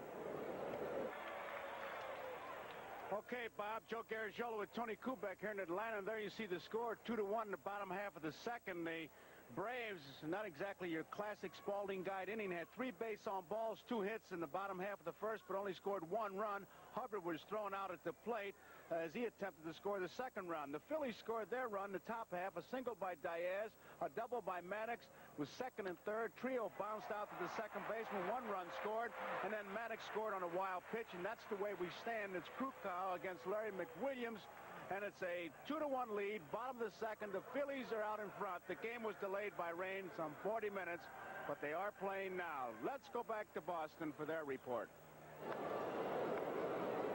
Thank you, Joe. And as Mr. Garagiola pointed out, down in Atlanta, not exactly a Spalding guide inning. Well, we've had a couple of frames like that already here at Fenway Park, Sal. Exactly. Must be reading out of the same book. Bob Stanley has fallen behind Joe Rudy 3-0. The A's average game this year has gone longer than 3 hours. Last year, they took longer to complete a ball game than any team in the major leagues, averaging 2 hours and 55 minutes. This game is fitting right into that mold. If this game continues, maybe we can cut up, make it a series. Rudy, a leadoff walk. I don't think we'll see much happening on the bases with Joe. Even in his prime, Joe was not notorious for his speed. Rudy has drawn 2 walks today, like a number of us. Newman, the hitter, takes a strike. You hit exceptionally well in this ballpark. Was there any secret to that? Was it ignoring the monster in left and just following the normal style, or what? I think psychologically I didn't worry about having to hit a ball hard or far because the fence was so close, so you just relax and you go about your business, and things happen that way. It's when you try to take advantage of the wall that you're not able to do anything. 14 lifetime home runs for you in this ballpark. You enjoyed it? Yes, I did. 0-2 to Newman. This was 1 and 2. We came in here to play a series. We got rained out the first 3 games, so we played 6 games in 4 days here. Our team in Oakland, and we hit the wall 1 time, and Reggie Jackson hit it. To the opposite field for Reggie. 1-2 pitch. Misses 2 and 2. Actually, it was right here in this ballpark that the Oakland dynasty ended. You had won the World Championship 3 straight years, 72, 73, 74. And then in the 75 League Championship Series, the A's were swept 3 straight by the Red Sox. They did everything right that series. In fact, the one thing I remember is Jim Rice broke his hand. We really felt we had a big edge, and Carl Yastrzemski went out to left field for the first time in that season and beat us with his defense. And then the Red Sox went on to play in perhaps the greatest World Series of our generation. The most exciting with Cincinnati. Count stays pulled. The on-deck hitter is Mike Heath, who drove in a couple of runs with a ground rule double in his first trip. I can remember back to maybe, 15 years ago at most, when Ed Herman sported a beard for the Chicago White Sox, and that was revolutionary. Tap toward third, and Lansford will have only 1 play. That's to get Newman at first.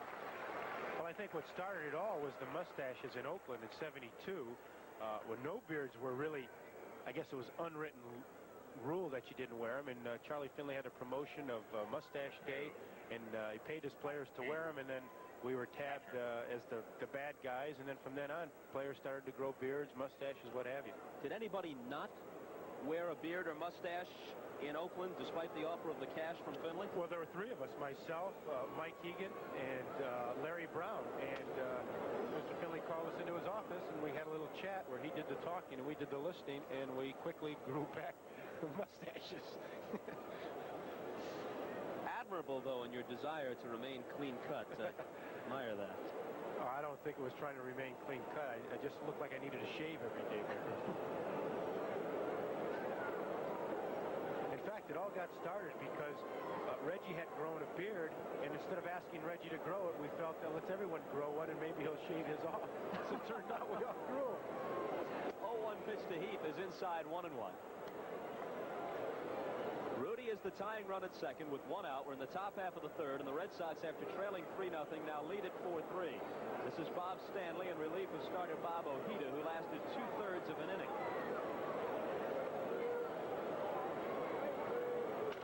Ripped to left, headed for the wall, and off it on the fly. Rudy comes in to score the tying run. Rice with a throw to second, and diving in head first is Heath, with his second double of the game. Actually had that throw, which was a strong one, but not the most accurate. Had it been right on line, they might have gotten it. I think Mike would have been out. You know, Bob Stanley throws 90 to 95% fastballs, but here he throws a breaking ball that he hangs, which is perfect for Mike Heath. Stays up and in, he drills it down the left field line, and here's the throw. And he has it in enough time, it just short hops him and pulls him off the bag. That's one of the many interesting aspects of a game played at Fenway Park. Singles off the wall are nothing out of the ordinary, and very often you'll see a ball hit off the wall. A guy will be thrown out trying to go from first to third on it. Exactly. Carl Yastrzemski played the left field wall here as good as any human being is able to play. He was just a master out here. Heath has driven in 3 of the A's 4 runs, and Jimmy Sexton, who grounded out his first time up, has a chance to put the A's back in front.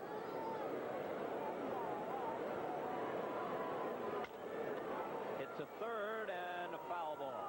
You know, if there is a secret to hitting a sinker ball pitcher of Bob Stanley's caliber, one of the things that you must do as a hitter is not try to pull the ball, because that all you're going to do is you're going to hit on top of it and hit nothing but grounders at third and short. The idea is try to hit the ball the opposite way, hit the ball a little bit more flush, and drive it the opposite way, and you stay away from hitting that weak grounder. Bob Stanley, who has been a starter at various times in the past, might go an awful long way today, because it's Ralph Houk's history not to overwork the bullpen. In the 2 seasons he has spent here, only 6 times has he used a pitcher out of the bullpen on consecutive days. And Bergmeyer and Clear both pitched last night. The runner is going, but the ball is popped up. And if it comes down fast enough, they'll get 2, and they do. Well, there's a situation. Mike Heath did not look at the hitter to see where the ball went. When you're going to steal a base, you've got to look in at the hitter. The double play ends the inning with the score tied at 4.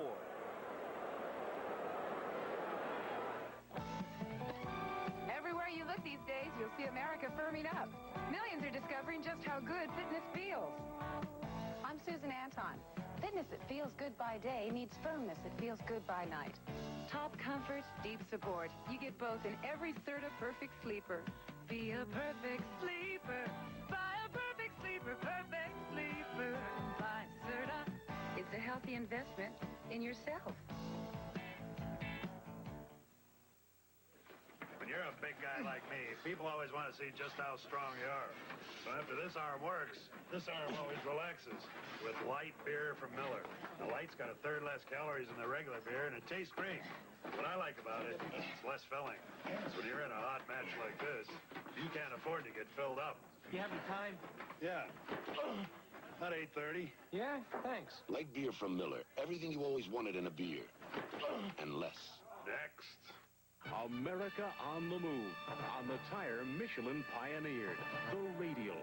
We are moving thousands of trucks and trailers. We're delivering produce and flowers and school children. We are taking people to work, to shop, to play.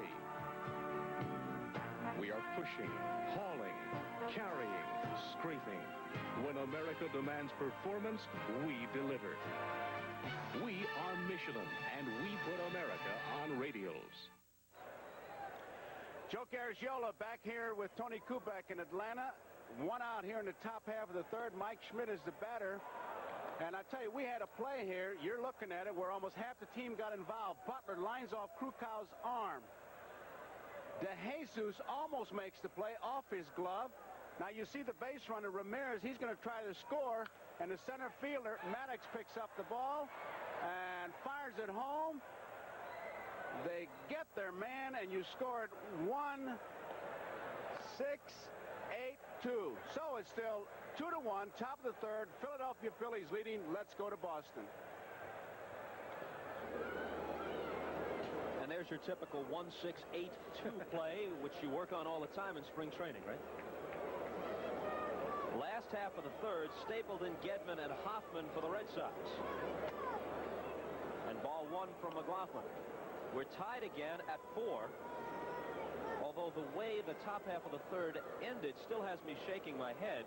Heath at second, nobody else on base, with one out, and he is running on the pitch to Sexton, who pops up into a double play. Here's Newman for a look near the dugout and on the roof. Well, I would not think there's a hit and run on. There's no sense in having that, so they must feel that Heath would be able to steal the base. There he goes, hoping to surprise him. We can't see what he's doing, but he must not have looked in to see where the hitter hit the ball. Third base coach is yelling him to get back, but at this point it's too late. Heath must have felt, or Martin from the dugout must have felt, that Stanley was paying no attention to the runner, and so the stolen base would be a piece of cake. Right, give him position to score on a fly ball or a ground ball. Stapleton has to turn away from that pitch, which didn't have much on it. A ball and a strike. You know, Bob, I really believe that with Dave Stapleton, without him, this club would not have been able to move as well as they have. He is really a quality player who's able to do a number of things. Play short, third, second, all the infield, first base. They've made him a first baseman. He hits to all fields. He's just an outstanding player. One thing he has done for them defensively, he has greater range than either Yaz or Perez. He plays further off the bag. That allows Remy to move a little bit over toward the bag at second base, improve their overall defense on the right side. Sexton at third throws him out for the first out. You know, I was very surprised that when Butch Hobson was here that they didn't eventually move him to first base, because I thought that would have been his best position, having the problems with his throwing arm and with his swing and his power. This park was built for him. Gedman, the catcher, who opened a 4-run second inning with a ground single to right. Lofts it foul for strike one. Gedman's batting average now at .341 with 2 homers and 13 runs batted in. The book on Rich is a first ball fastball hitter. He swings at the first fastball this time. The first time up, he singles on a fastball. And you're going to have to change speeds on him if you hope to get him out.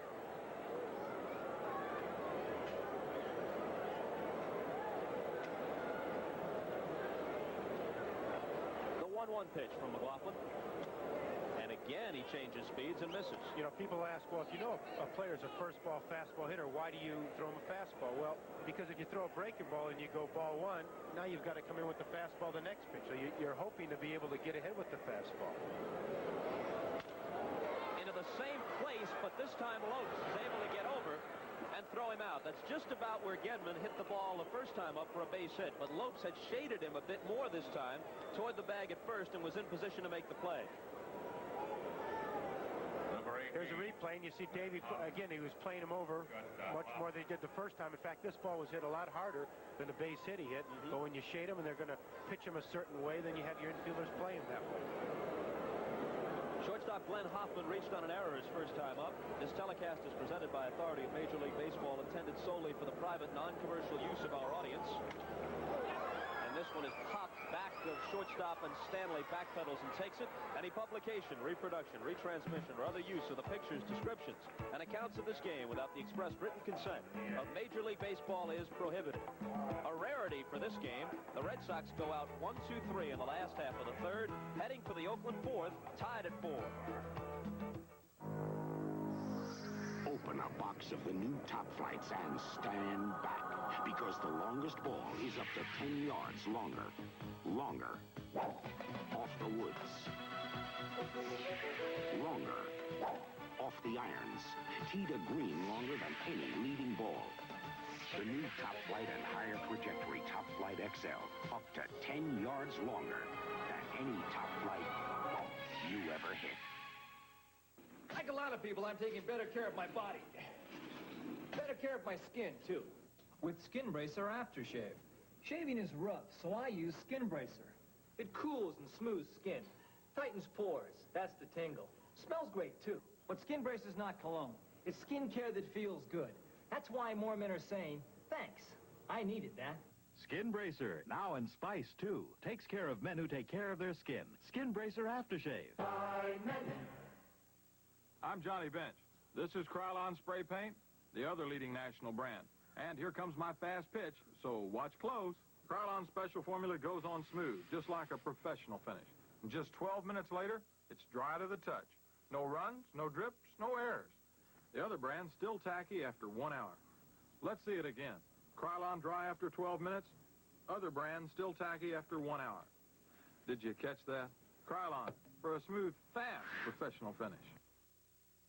Undefeated Bobby Chaz takes on the Iceman Coolidge. This matinee idol better be careful for the Iceman Comet. Plus, the showcase for the perfectly proportioned. And gentle giants share their ancient traditions on NBC Sports World. Tomorrow. The brains and the legs, Billy Martin and Ricky Henderson. Henderson was quoted recently as saying, "I am the ball player Billy Martin would have been if he could have run, like me." Well, I don't know about that. Hey, I'm just telling you what the guy said. You don't have to agree with it. He doesn't even know how Billy Martin played. He was too young to know that. Posetti is the hitter.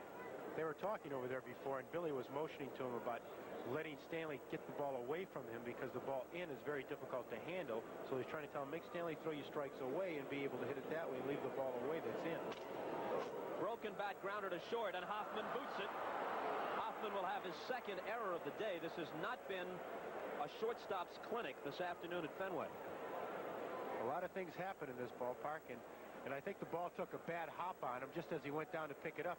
Should be able to see right here. It'll come up at the last minute and hit him in the wrist. He jams Bassetti, the sinker running in at him. Hoffman will put right there. It comes up. And he didn't come up with it in time. But Stanley. Chicken Stanley singled up the middle his first time at bat. We're tied at 4, top of the 4th. Gets the bunt down, might be too hard. Stanley with a nice bare hand play, and they get 2. That, my friend, is a major league fielding play right there. That ball is bunted much too hard, and Stanley just makes an outstanding defensive play, barehanded it, and throwing a strike to second base. This play is really an exceptional play for a pitcher. First of all, he's off balance. He gets over there and plants good. Barehanded it, a perfect strike to Hoffman, and a nice turn. That is an outstanding play. It's how you can help yourself if you're a pitcher. As you field your position, you're an infielder just like the other players are, and you're supposed to catch anything that comes your way. Henderson has singled and reached on an error.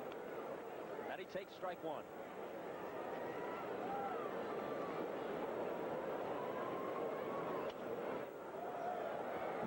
Fouls it back, 0-2.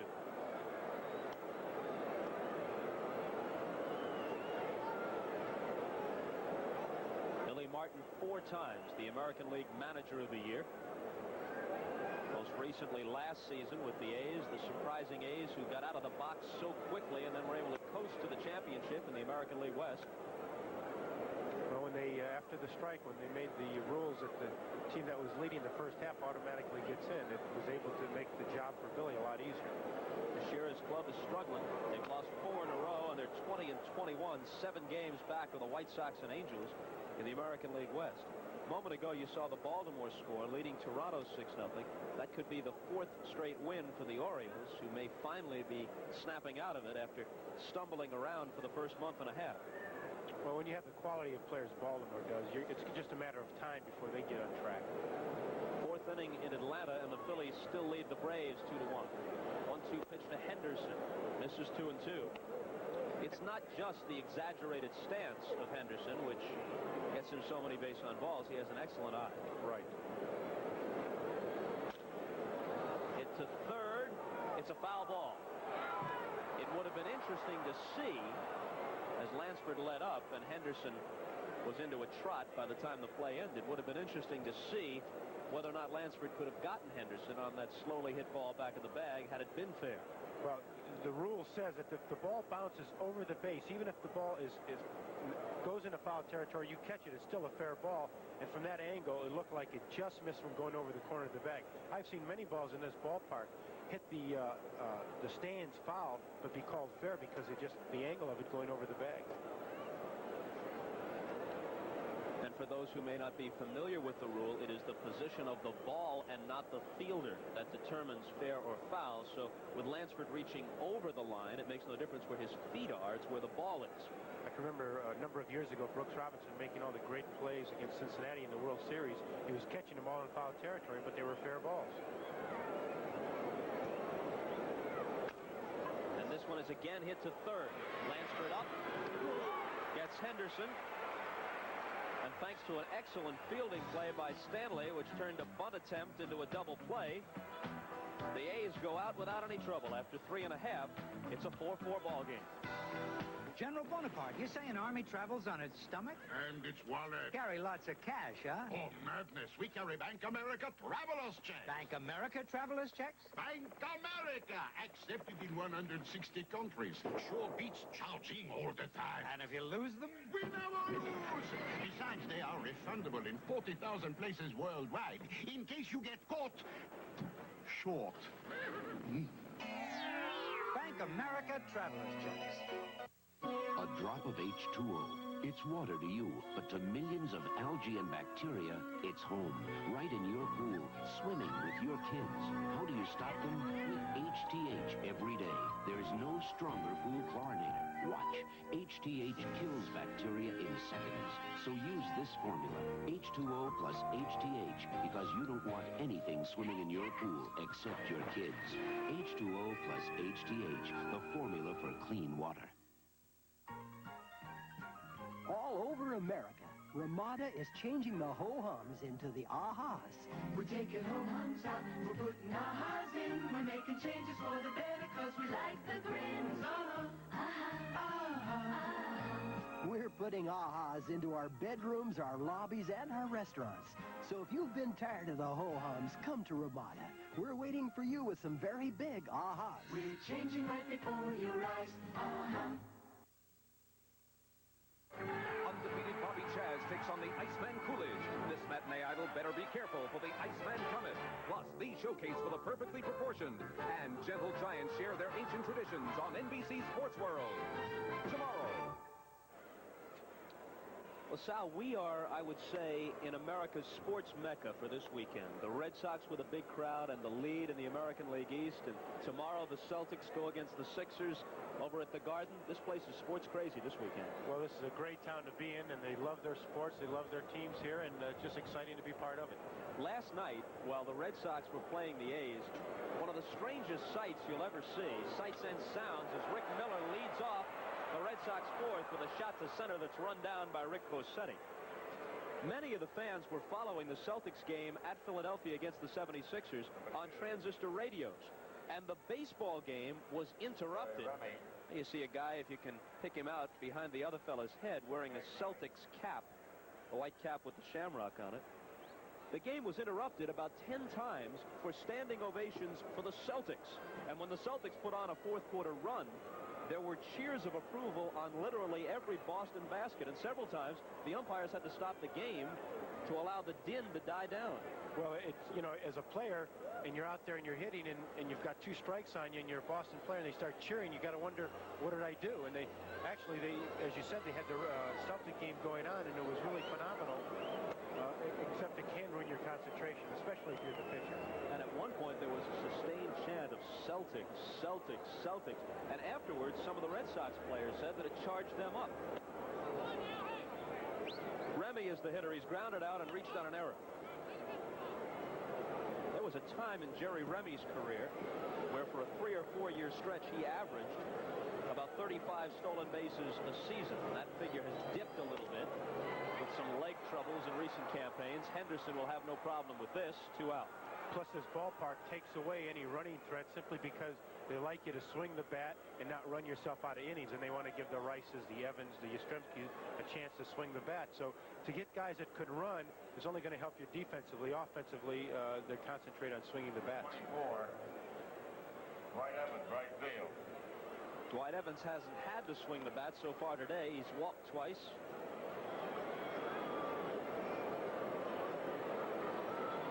Finley would have been proud of him. Nice handlebar effect. Raleigh, I asked him, trying to be Raleigh Fingers. Said he was trying to be Dwight Evans. He's got the handlebar mustache.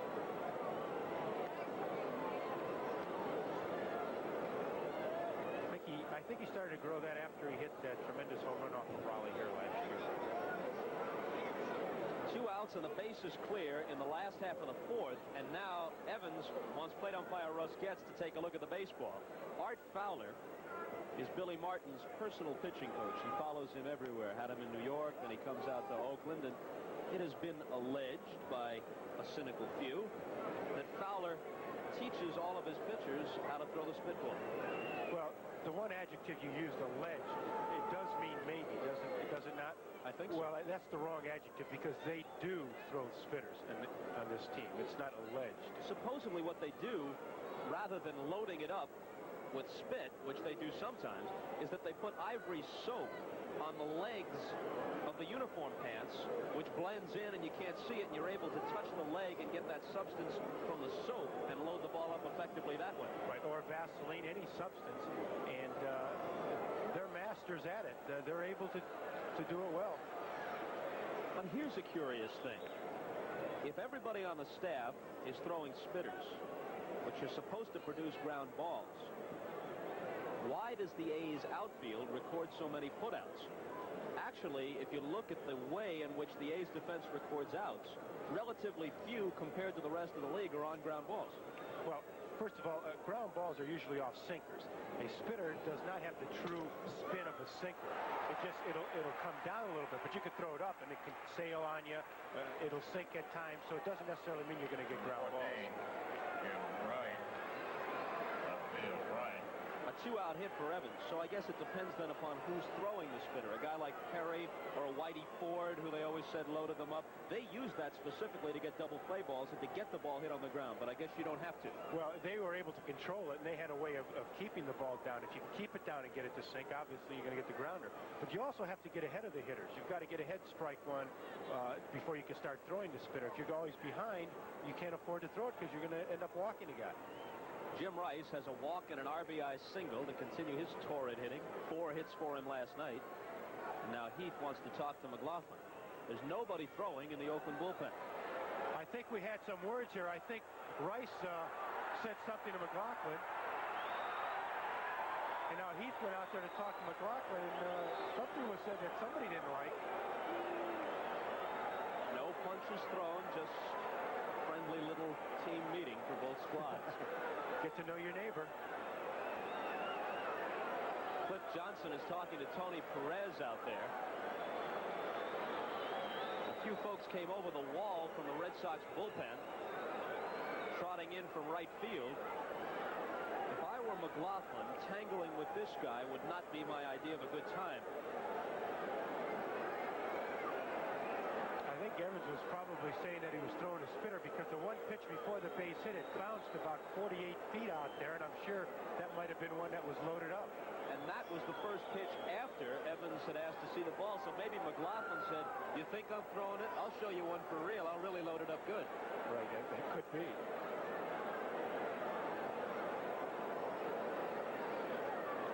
Let's see if we can pick up what set it off.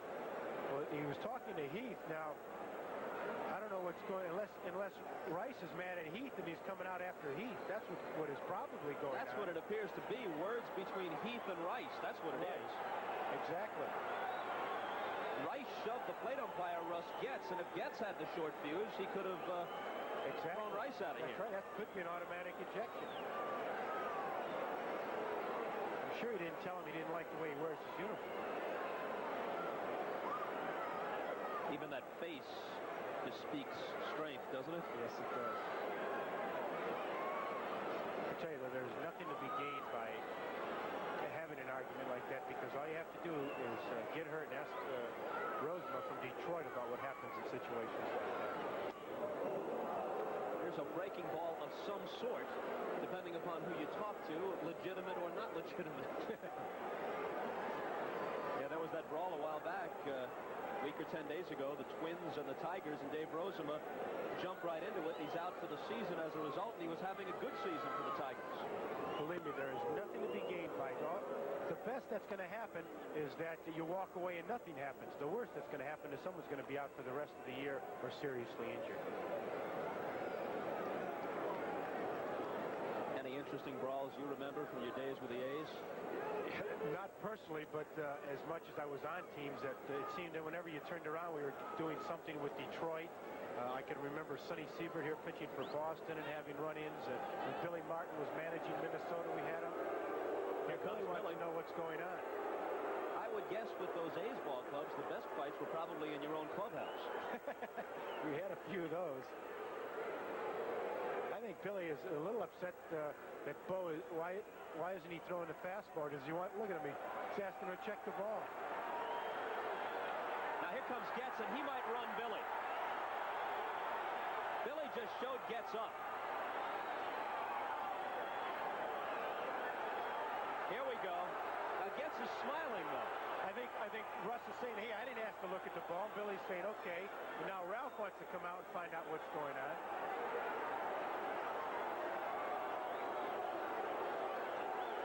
Now what's bothering Ralph? He's giving it to Getz pretty good.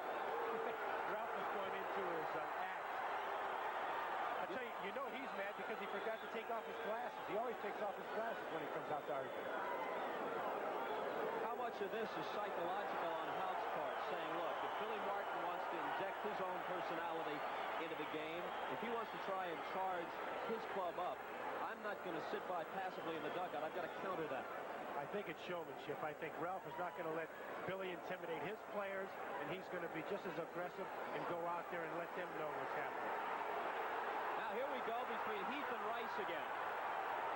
If this doesn't break out into something serious eventually, I'll be very surprised. Well, it really becomes it's a two-man argument. It's Heath and Rice. For some reason, they're having problems getting along. Both times the A's have come out of their dugout, and there are fewer players out this time than the first, but there are a few.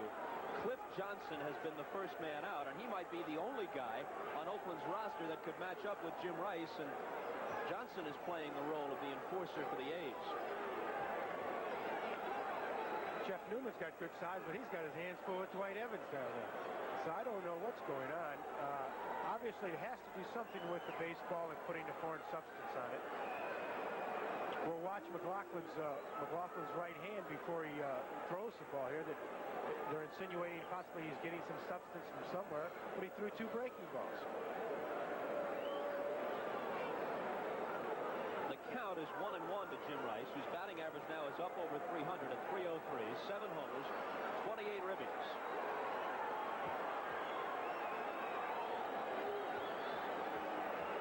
Somebody ought to grab a stopwatch. This may set the record for the longest time at bat. Yaz is on deck. Low 2-1. Russ going to hoop and sight Gu out. Bo went to his forehead like he was getting something. Threw a fastball. He's thrown 2 breaking balls. Rice is determined to watch him closely.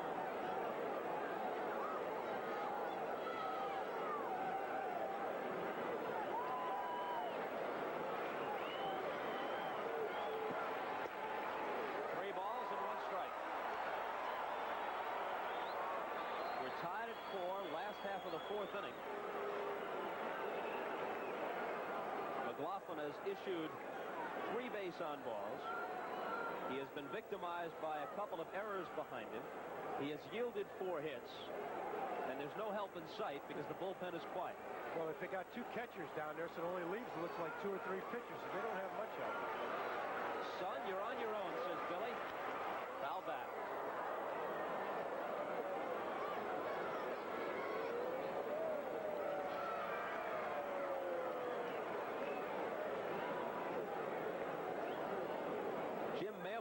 Touted youngster for the Seattle Mariners has hit a grand slammer, and in the 5th, the Mariners lead Milwaukee 7-1. A grimace from Sal Bando. He feels the pain of his old ball club this afternoon. It's hard to be objective when you're only a year removed from playing with those guys, isn't it? The runner going, and Rice swings and misses to end the inning. So Rice's entire time at bat seemed like it took about 15 minutes. It ends with a K in the scorebook, and the scoreboard still reading 4-4, and we'll be back after these messages from your local station. Look who's coming back. Sorry about that, Chief. Would you believe Maxwell's smart, and he's out to redress the evils of the new Bomb Sunday. New from Genesee. 12-pack bottles of Genesee beer, Cream Ale, and Jenny Light. You save more when you buy by the dozen. Better buy the dozen. How long can it go on? Just what I thought. 99. Be sure you wash that off in alcohol. Can those mismatched brewmates put up with the other's disastrous personal habits and zany adventures? Watch fun-loving Oscar Madison and finicky Felix Unger on The Odd Couple. Weekdays at 4:30 on TV 13. This is Vernon's Toro. Unlike some of the newer Toro mowers, Vernon's doesn't have a rear bank, or one lever that adjusts all four wheels, or select-a-pace drive. But Vernon's Toro just had something that made all his neighbors decide they wanted Toros. Its 12th birthday. Morning, Fred. Morning, Vernon. Jim? Toro. Hank? Vernon? We believe in making things better. Dad? Vernon! We believe you do, too. I'm Craig Alexander, and this is TV 13. Well, like you, Tony and I have been sitting here watching the Jim Rice, Mike Heath hour and the other game, something that maybe Dr. Pacheco might have put on. We don't have quite that excitement. Tony, Atlanta should be way out in front with 5 base on balls, but it's still 2-1 in the bottom of the fourth. Well, the excitement we've had, Bob Denier, one of the fastest men in baseball, threw out Hubbard at home plate to take the Atlanta Braves out of a rally in the first inning, and then Rhett Butler, one of the other 2 fastest men in all of baseball, made a fine running catch in left center field. We've had some fine plays here, too. Here's what happened at Trio. Hit this ball with a man on base, deep to left center field, and Rhett Butler just outruns the baseball. Right in front of the warning track. May have saved a run or so. And just to give you an update, there was just an error, so the Atlanta Braves have 2 men on, but they trailed 2-1, bottom of the fourth. Let's go back to Boston. Thanks, Joe. Here in the top half of the fifth, Davey Lopes led off by grounding out to Jerry Remy at second base. And so with 1 out and nobody aboard, Cliff Johnson, the DH, stands in. Johnson has singled and grounded out. And takes a strike from Bob Stanley, whose record on the year is 3-1, his ERA 3.20. He has only 1 save to his credit. That's largely due to the fact that he has a thankless job. He is the long or middle man. But today he has a chance to pick up the win. I'm surprised with his stuff that they haven't used him more as a short man, but they do have some quality people out there led by Mark Clear, and so they use him, like you say, for the long relief. Strike 2 call, 1-2. Clear, of course, is the classic short man. Now look at this. Russ gets just a typical day at the office. He's saying, Clifford, I thought that was a pretty good pitch. It looks like Russ is doing more of the talking than Heathcliff is. I think they all know they're on TV.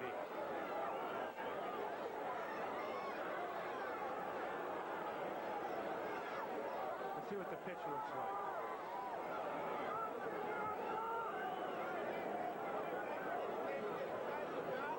Well, could have been questionable height-wise. It would look like it was over the plate. At the knees, says Russ Getz. 1-2 pitch. He misses the change. He actually got a small piece of it, but Gedman held on. And Johnson, without further comment, walks away. You know, Davey Lopes told you in the pregame show, Sal, that the strike zone is bigger, at least he thinks so, in the American League as compared to the National. I would have to agree with him. From playing in spring training and World Series games, there is a big difference between the umpiring. Now, what you're finding in the American League, more umpires are going to the protector inside, much like the National League.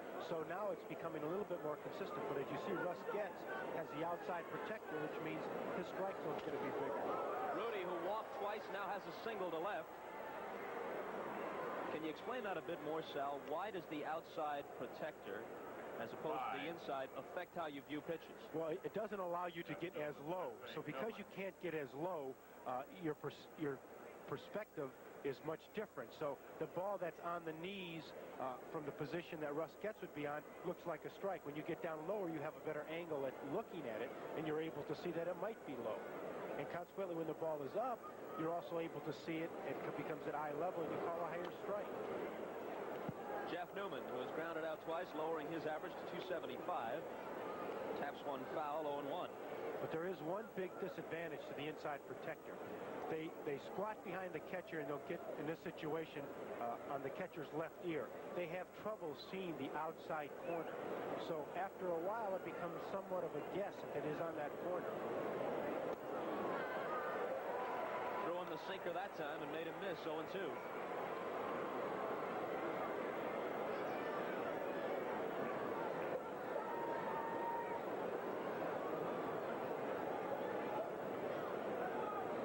And Rudy, the runner at first. Top half of the fifth, tied at 4. And Stanley ahead of Newman, 0-2. Took something off and missed, 1-2. I don't think we're going to see Stanley finish this game simply because he hasn't gone this long. And with Claire and Bergemeyer being used last night, Aponte has a good chance of getting into this ballgame and finishing it up. Saw Detroit with the lead over California. I wonder what Larry Herndon's doing today for the Tigers. Talk about hot. This will be foul. Had the 3 home runs in one game, then came back 2 nights later with 5 hits. Even though they lost last night, he had 3 more hits. That's a good couple of months right there. Tigers trail the Red Sox by 1 in the American League East. Sidearm, bat breaks in half. Hoffman fields it and throws him out. Lansford had to move further at third base than Hoffman. Hoffman had a short trip to the ball. Lansford had to run like crazy to get away from half of the flying bat. At the end of 4.5 at Fenway, we're still tied at 4 apiece. Professionals like Yvonne Lendl use Bengay, not only after exercise, but to help warm up before. Does using Bengay during warm-up really help? A recent clinical study proved when healthy adults used Bengay during warm-up, they ran more comfortably for a longer time.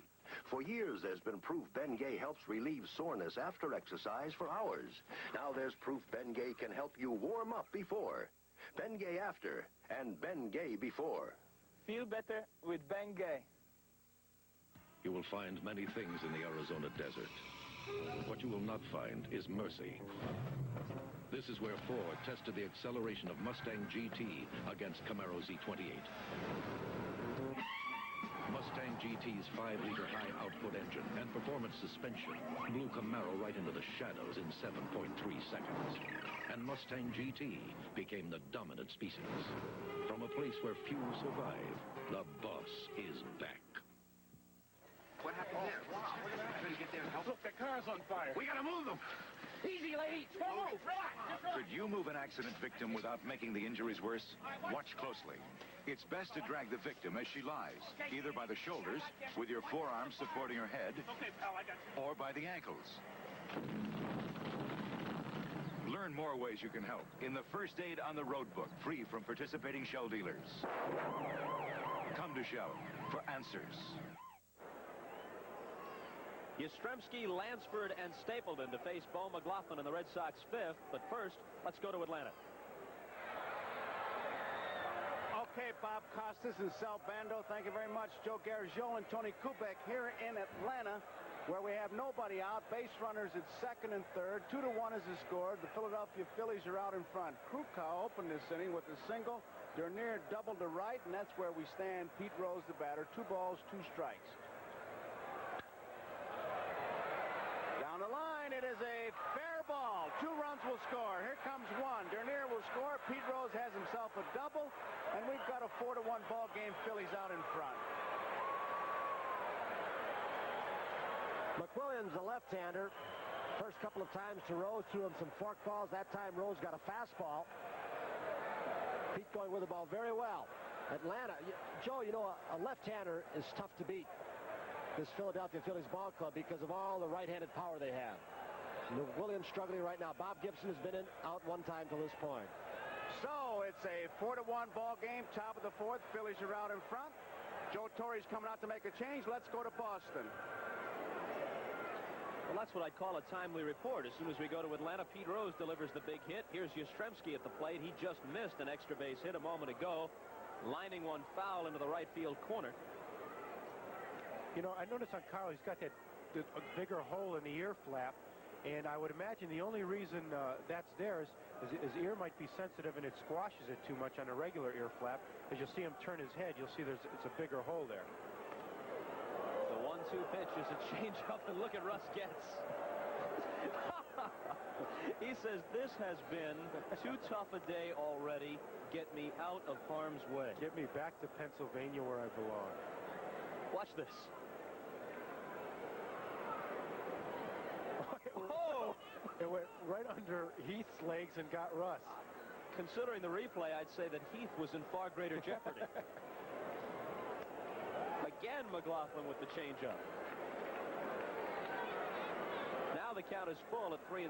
There you see the ear flap that we're talking about. That's bigger than normal size hole that any of the batting helmets have.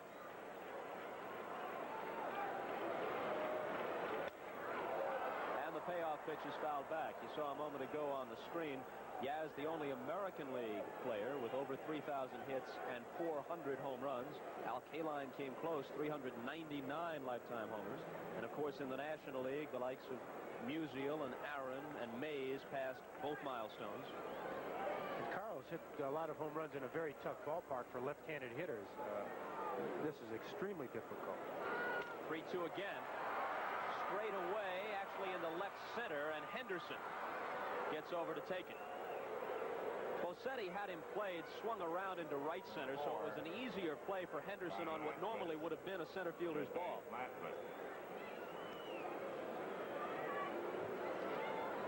Here's Henderson drifting over. The wind's bringing it over a little bit, blowing from right to left. I'll tell you, Bo McLaughlin has done an outstanding job considering the defense behind him and the trouble he's been in. He has held his ground and has pitched extremely well. Carney Lansford cuts on the first one, lost it foul. Will Newman have enough room? Yep, nice play. You know, you're fair game if you go into the opposition's dugout, and they don't have to help you. And I think Jeff being aware of that, as you see him here, he picks up the dugout where he's at.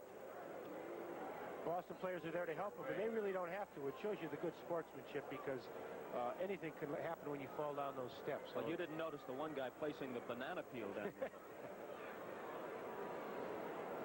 Oakland had a 3-0 lead at the end of the first half inning, but you know Billy Martin didn't feel safe because over their last 14 games, the A's have yielded 112 runs and 153 hits, an average of 8 runs and 11 hits a game.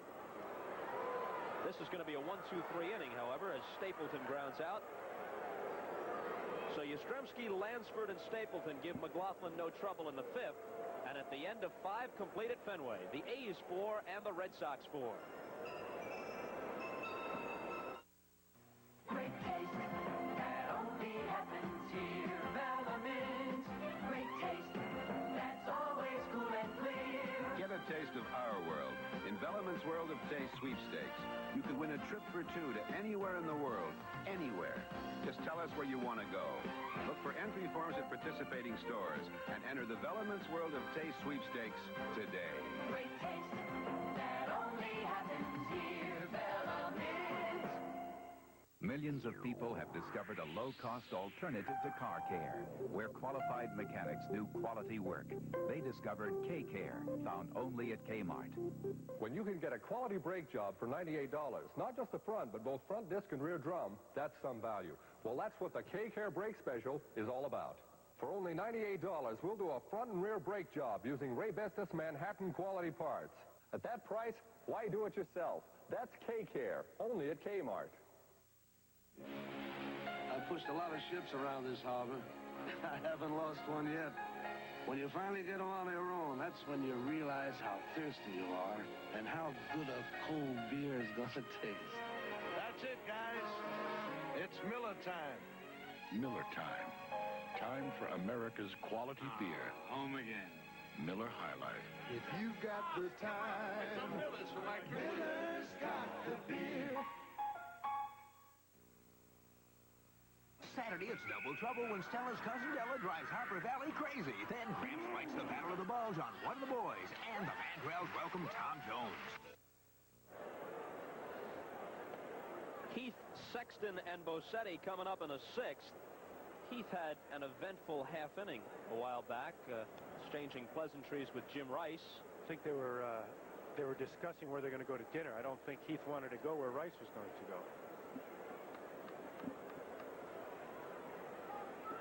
Heath has a couple of doubles and 3 of the 4 Oakland runs batted in today. Jim Rice would dearly love to take a base hit away from Heath right now. Wouldn't that make him happy? A hot shot down the line, looks like a sure hit, and Rice races over to make the play. Or throw him out at second, trying to stretch a single into a double. Foul ball for strike one. The first 2.5 innings saw 8 runs scored. The last 2.5 have been scoreless. Top half of the 6th inning, Sexton and Bosetti will follow Heath.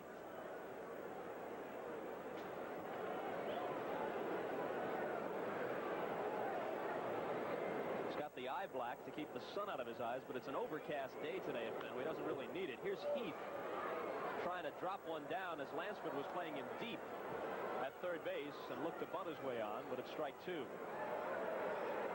Wayne Gross has moved into the on-deck circle. He's going to bat for Sexton. Stanley comes sidearm and misses low, 1-2. Dennis Martinez was the shutout winner. It's a final now from Toronto. The Orioles beat the Blue Jays 6-0. 2-2 to Heath.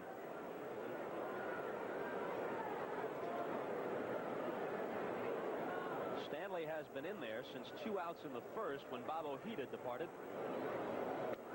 Strike 3 call.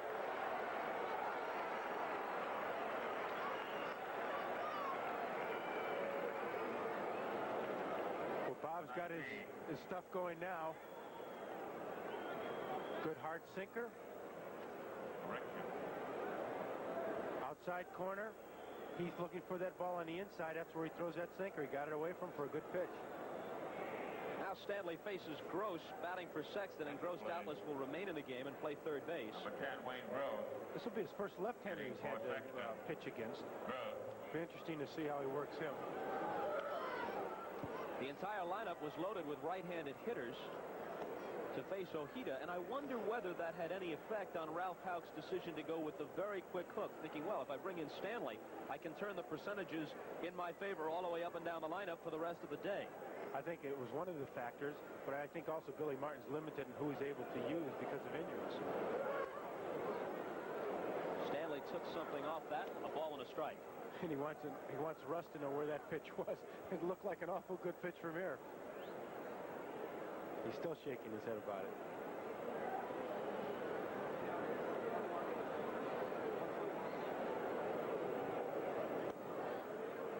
This is low, 2-1.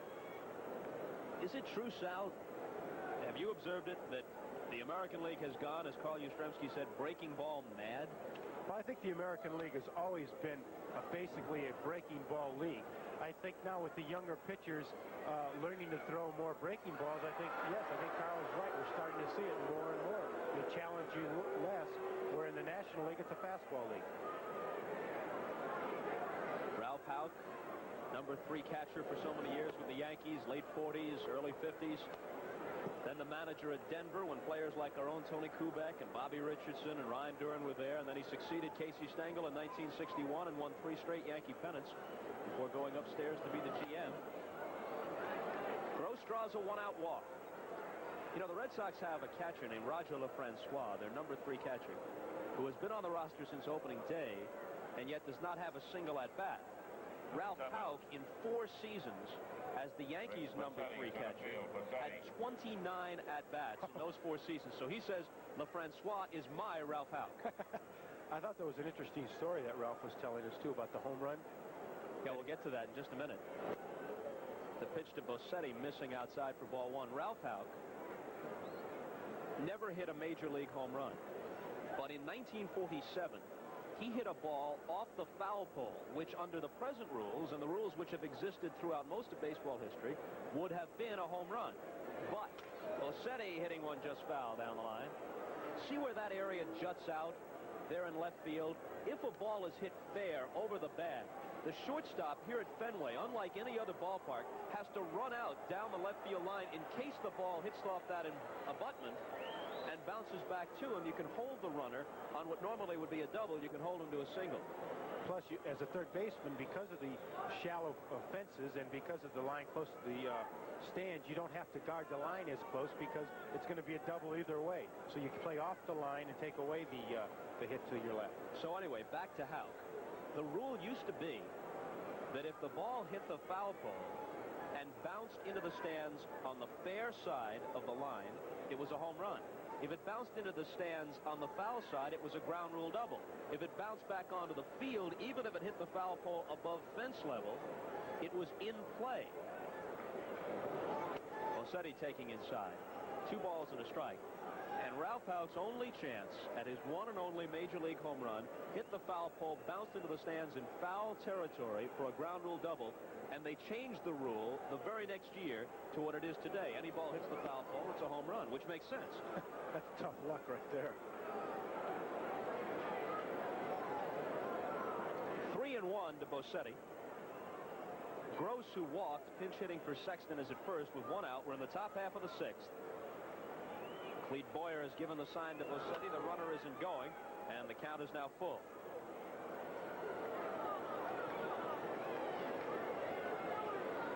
Billy Martin doesn't always. You should take a look at what's coming up next week. I'll be with Dick Enberg in Montreal, the Reds and the Expos. 2 clubs expected to be contenders who have struggled. Or Chicago at Cleveland in the second half of the doubleheader. Your old Brewer mates at California against Reggie Jackson and the surging Angels. Or we'll turn it around. The Phillies are in Atlanta this week. Next week, the Braves will be at Veterans Stadium.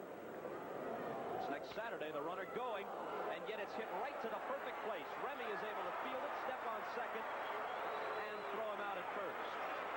So the double play gets Stanley and the Red Sox out of the top half of the 6th, and at the end of 5 1/2, on Helmet Day at Fenway Park, it's the A's 4 and the Red Sox 4. Right guard solid, because a man needs all the protection he can get. Right guard solid has an action-triggered formula. Triggered to release protection when your body needs it most.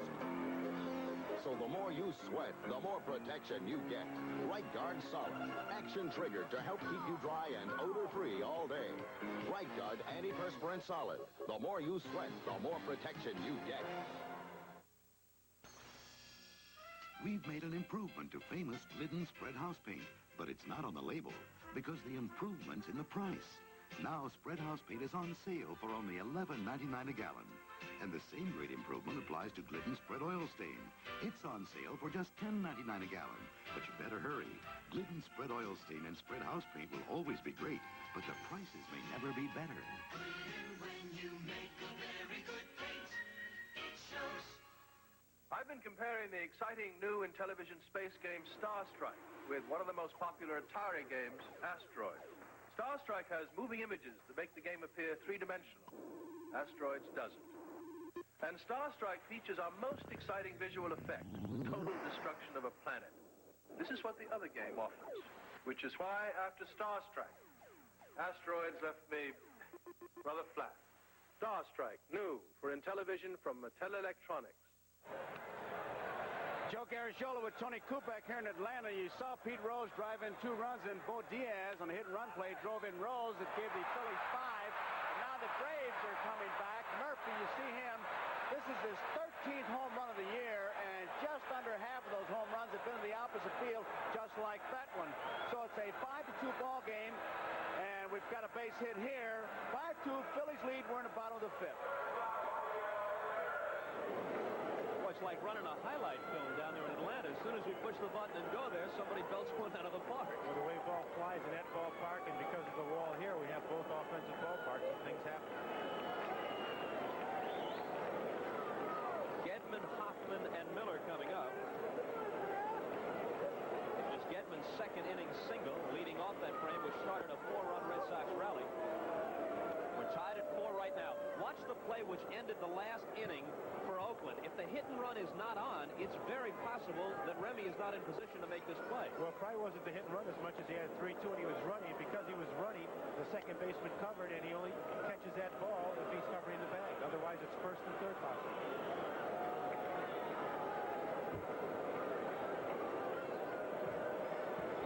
1-1 pitch.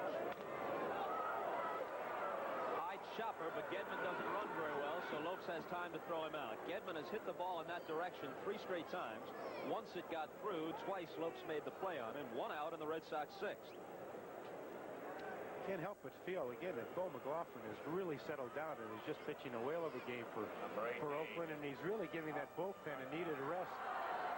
especially in these middle innings, if he can last at least through the 7th or 8th, he's going to really be able to do his job. His first start since the 1979 season when he was with Atlanta, so he hasn't gone this long in quite some time. The A's have lost 3 straight. The Red Sox, second, the A's have lost 4 straight. The Red Sox have won 3 straight. A ball and a strike to Hoffman. Center fielder Rick Miller on deck. He hits the change to center field. Bossetti started back, now comes in, 2 out.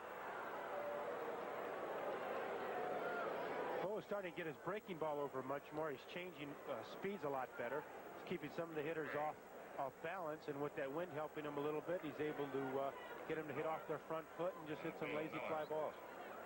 With the speed of Henderson in left, he covers more ground than anybody from that spot, and with the relatively small area in left field, what does the center fielder do differently at Fenway for the A's in terms of positioning himself for hitters?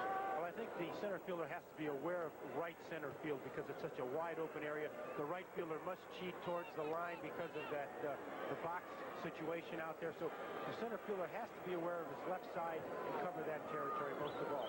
The wall is going to stop anything hit to his right in deep, but he's got to protect from anything to his left. The third baseman, Wayne Gross, is in protecting against a possible bunt by Miller. This is a treacherous ballpark right over second base between the center field and right field. More balls drop there than any other place. A ball and 2 strikes to Miller. McLaughlin struggled early, but going back to the last out, well, let's see, the last couple outs in the second inning, 1, 2, 3, 4, 5, 6, 7, 8, 9, 10, 11, 12, 13, 14, 15. He's retired 15 of the last 16 hitters he's faced. And he's really calmed down since the incident with Rice and Heath. I don't know if that gave him the needed rest that he needed or just gave him the confidence, but he really seems to be in command out there.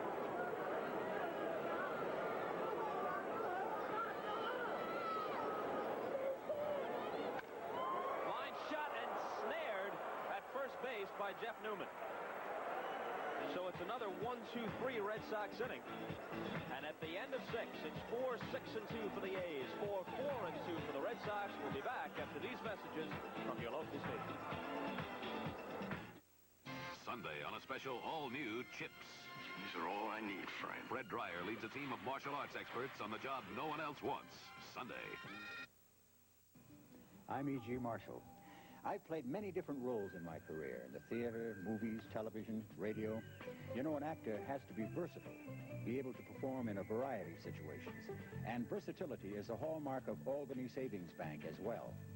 Whatever services you need, now accounts, Savings Bank life insurance, high-interest savings, retirement programs, Albany Savings Bank gets star billing. They're the Savings People Bank, committed to you. I'm Steve Fitz for Appliance Warehouse, your complete Sony store. Appliance Warehouse isn't an average dealer. We don't have big markups or cash-raising sales. What we have is consistently low prices. Appliance Warehouse is now featuring Sony. We have a complete selection of Sony, from Betamax recorders, black and white and color TVs, portable radios and tape recorders. We're the most complete Sony store and video store in the Tri-Cities area, and we service what we sell. Appliance Warehouse, 735 Crane Street, Schenectady. Join me for my sports wrap-up at 6 on 13 News. Tomorrow on NBC Sports World, the best of boxing as the pride of New Jersey, undefeated Bobby Chez, takes on Bob Iceman Coolidge in a live scheduled 10-round middleweight battle, plus the centuries-old traditional sport of the Far East. Japanese sumo wrestling is featured from Tokyo and from Las Vegas. You'll see some unbelievable muscles on both men and women in the Mixed Pairs World Bodybuilding Championships, all tomorrow at 4 Eastern Time on NBC's Sports World. So the contours of the bodies between the sumo wrestlers and the bodybuilders out in Las Vegas will provide a bit of a contrast.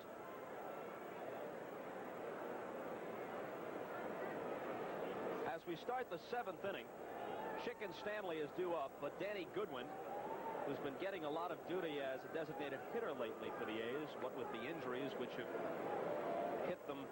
past several days. Goodwin will pinch hit and takes a strike. I'm a little surprised they'd use Danny up in a situation like this leading off. I would think that they would pinch hit the young shortstop that they've called up. Tony Phillips, who is a switch hitter. Right. And since he's going to go in to play short. Well, if Goodwin gets aboard, probably Phillips will run for him. Right. Except for taking Goodwin's bat out of the lineup now if you want to use him someplace else to pinch hit in any run-producing situation. Goodwin is behind on the count 0-2. We go back to the top of the order and Ricky Henderson when Goodwin is done. Top half of the 7th, what started out as a slugfest, has settled into a duel between McLaughlin and Stanley. Goodwin taps it foul. Well, players have a tendency to call these next 3 innings in a tie ball game the dog innings. And if you've got any dog in you and you're scrappy and you're aggressive, it's going to come out in these 3 innings. This is where the ball game's won or lost. Oakland is in the middle of an East Coast road trip. And that's never easy for a club that has to come all the way across country. And they have not been playing that well. As I mentioned, losers of 4 in a row. How did that affect you playing with a West Coast team when you had to come east for a swing of maybe 10, 12 games?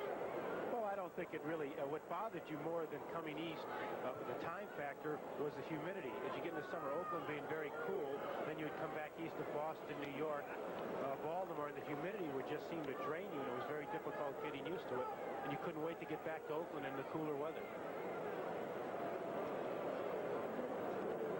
Oakland and San Francisco just across the bay from one another, but Oakland a nicer place to play than Candlestick Park, right? Definitely. Oakland was cool, but it kept you strong. It wasn't the unbearable type of cold weather where San Francisco got nasty. In fact, if you got any precipitation, it would turn to snow over there. Bob Stanley with the 2-2 to Danny Goodwin. Just inside, count is full.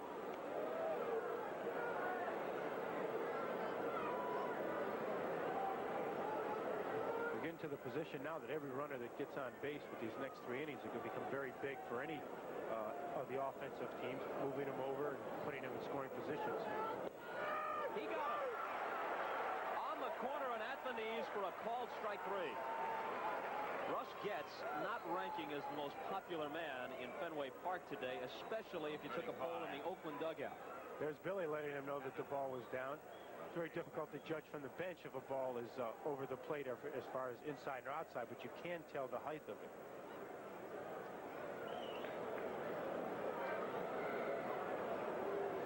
Now it's just a stare down between Getz and Martin. No words spoken, but the faces say it all.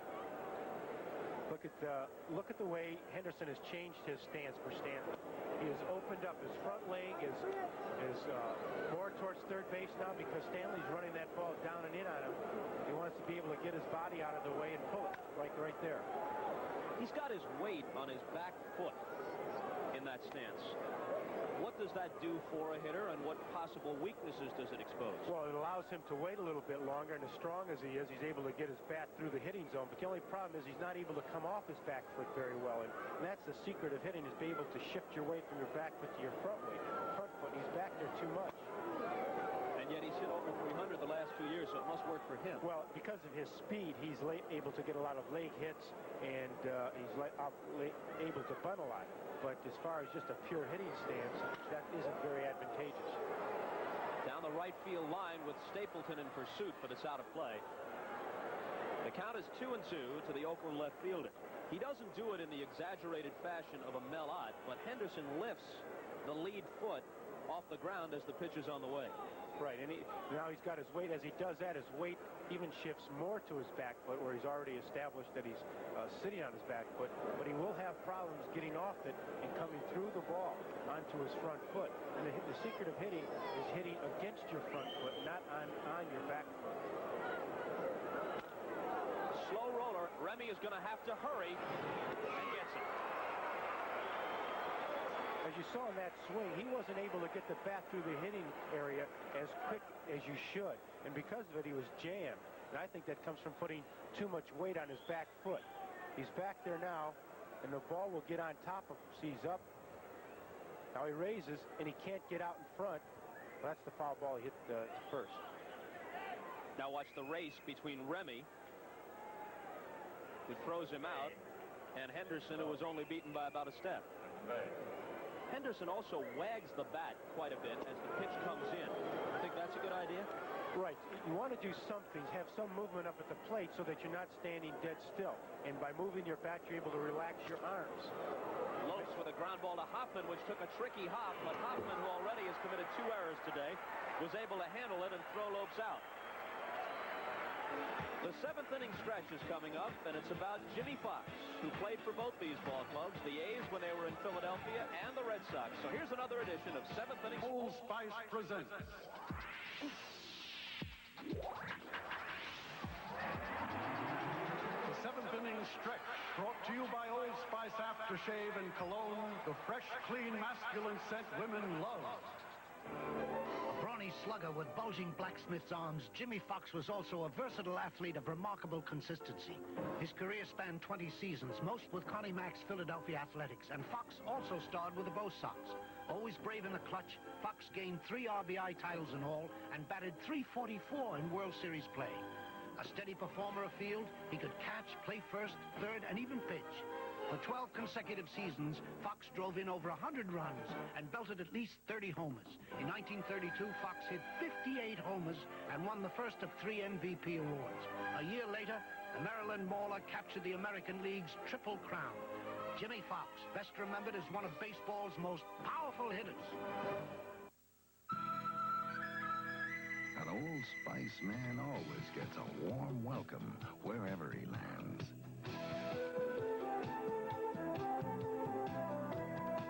Because Old Spice is the clean, fresh, masculine scent so many women love. So even if you love only one woman, you'll love Old Spice. The men's scent so many women love. It's been called the most sensuous sport in the world, a dynamic display of deltoids and pleasingly punctuated pecs. Then, from contoured to awesome, the gentle giants share their ancient traditions on NBC Sports World tomorrow. The A's recently sent Rob Kishalo to Milwaukee and brought this young man, Tony Phillips, up from Tacoma. He's 22 years old, and he's been splitting shortstop duties with Chicken Stanley, who started today's game. But after Stanley was removed for pinch hitter Danny Goodwin in the last inning, Phillips comes into the game, and he'll hit in the 9th spot. He's a switch hitter. We mentioned Fred Chicken Stanley, a chicken of another sort, the famous San Diego chicken. Not one of the all-time favorites of this guy, Ralph Houk. Last year in Texas, the Rangers brought the chicken in for a special day, and here's Remy trying to bunt to get on, but Wayne Gross is almost on top of him down the line at third. I mention this because Byron Day, who's up here in the booth with us, did his piece all about special days at the ballpark and mascots during the pregame show. Well, the chicken was putting on his act in Texas, and Houk got ejected from the game, arguing that the chicken's antics were distracting his players. Remy takes high. A week ago in Kansas City in a game seen on NBC, although he wasn't thrown out, Houk was also arguing, get this chicken out of here. Well, I think Ralph is definitely from the old school. He believes in promotions, but he doesn't believe in clowning around on the field, and he just didn't feel that was the right place for it. And, you know, baseball's entertainment. Whatever turns you on is going to turn you on, and I can see Ralph's point, but yet I think it is entertainment. The setting here at Fenway, a traditionalist's dream, real grass, an old ballpark. A promotion today, helmet day, but no mascot, nothing which transcends the action and gets in the way, if that's the way you look at it, and that's the way some people do view the mascots. In fact, they never had advertisement in this ballpark. All they had was the Jimmy Fund until they put the new scoreboard on. Remy goes down swinging, which is a rarity. He usually makes contact. 24. Dwight Evans is the hitter. He's walked twice and singled. We're in the bottom half of the 7th, and we're tied at 4 apiece.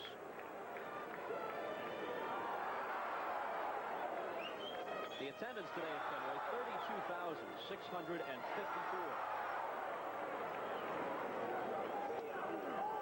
They'll probably have something close to that here tomorrow, but half of them will be armed with transistor radios following the Celtics. You know, I think Dwight started the misunderstanding a couple innings ago because I think he accused McLaughlin of throwing a spitter when he got his base hit. Now he started him off with 2 breaking balls. You mentioned earlier that McLaughlin is what the ball players call call a dart thrower. On that last delivery to Evans, it was a very exaggerated example of that. Almost a stop in mid-motion and then a flick of the wrist. Right.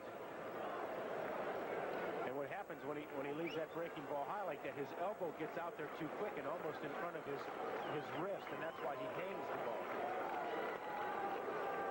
It's on the corner. 2-1 the count to Evans.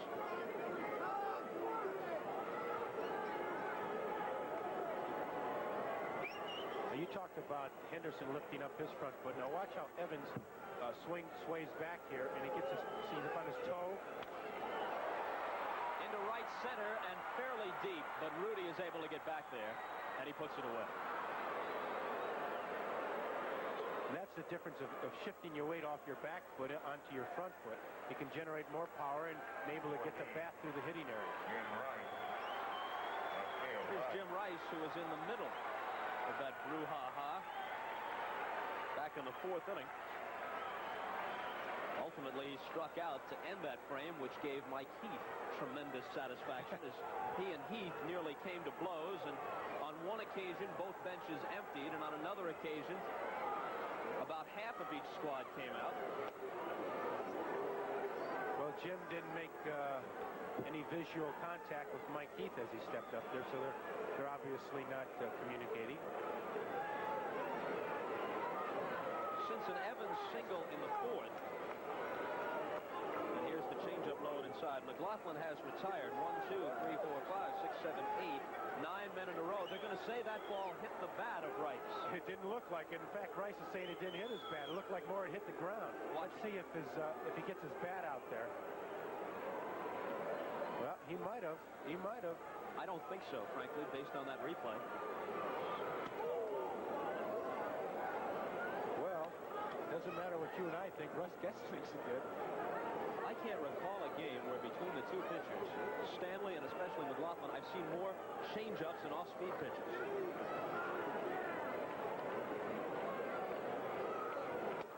This is like Stu Miller against Phil Negro. Well, you're dealing with good fastball hitting ball clubs, so they're trying to keep them off balance by mixing in the changes. McLaughlin much more so than Stanley, who'll come at you with that hard slider and sinker. Well, here's a key situation. 3-1 count. You need a run here. Fastball hitter. Line to center, but Bossetti has a beat on it. And again, the Red Sox go down 1-2-3 for the 3rd consecutive inning. We've gone through 7 at Fenway Park. And the A's and the Red Sox are still tied at 4 apiece. Watch this demonstration of how the tough new size Ford Ranger can conquer mountains. This new small pickup gets this high gas mileage and carries this payload. And Ranger's husky new truck engine can haul this mighty load up this grade. 2 times steeper than Mount Washington, or even this nasty grade, 4 times Pikes Peak. However, this super steep angle, even Ranger won't try. This is Mount Everest. Tough Ford Ranger. Hot, fiery, cold, cranking, dirt, fighting, road handling, money saving, hard working. AC Dumbo. You know, I don't put just anything in this car. This is an original, and that's the way I keep her. With AC Fire Ring spark plugs. When you can go with the original, why mess with anything else? Yeah, that's hot firing. Cold cranking. Dirt fighting. Road handling. Money saving. Hard working. AC Dumbo. Hi, I'm Ted Williams. You know, over the years, the All-Star Game has provided me with many thrills. This is the 13th consecutive year that baseball fans have voted to select the All-Star teams. You can help choose the starting lineups for the All-Star Game in Montreal on July 13th by voting in this year's election. Ballots are free at retail stores featuring a Gillette All-Star display and at the major and minor league parks. Balloting ends July 4th, so be sure to get out and vote. Furnished by Major League Baseball and Gillette. Don't miss a special doubleheader. The Reds take on the Expos, or the White Sox battle the Indians, followed by the Braves and the Phillies, or the Brewers against the Halos. Catch it all on NBC Sports next Saturday.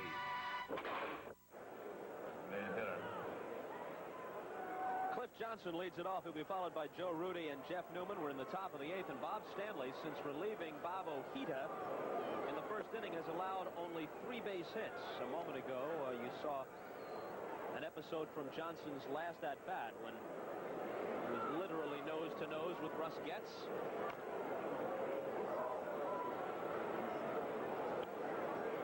A ball and a strike.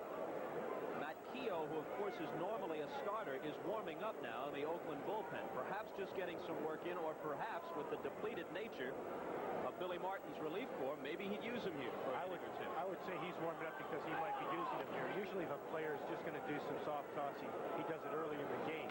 But being late in the game like this, they're using one of their starters to help fill in late inning relief. They had to go to the bullpen a lot in Detroit, so I'm sure Matt's out there to possibly come into this game. There's Clifford telling Russ he didn't think his opinion on that pitch was very good. Cliff Johnson is one of the all-time easygoing, nice guys. Oh, he really is. He's big, strong-looking guy. Everybody thinks he's mean, but he's really like a teddy bear. Just a nice person. On the changeup, Hoffman makes the play and throws him out. Johnson was a little bit out in front of that pitch and looked like he hesitated for a second just to avoid being so far in front that he'd swing and miss it. It was an off-speed breaking ball that fooled him. And with 2 strikes, he had to make contact, and he did. You're exactly right. He just hit it into the ground and got him to be out of balance and, you know, do what he has to do is hit the ball on the ground. Clete Boyer, the third base coach. His brother Ken, of course, battling cancer. Perhaps watching our telecast back in St. Louis. And once again, everybody in baseball with best wishes to Ken Boyer. Our prayers and thoughts are with him, and he was a battler as a player. We know he's a battler right now with cancer. Looking at Clete Boyer, Billy Martin does not always send the signs through Boyer. Sometimes he'll give them himself from the dugout or use a coach in the dugout next to him, or sometimes through Jackie Moore, the first base coach, anything to play games with the opposition and throw them off. Billy's talking to someone over there. I don't know who he's pointing to. It might be the Boston guy. Rudy, who's walked twice in single, is behind 0-2, and Stanley moves him off the plate.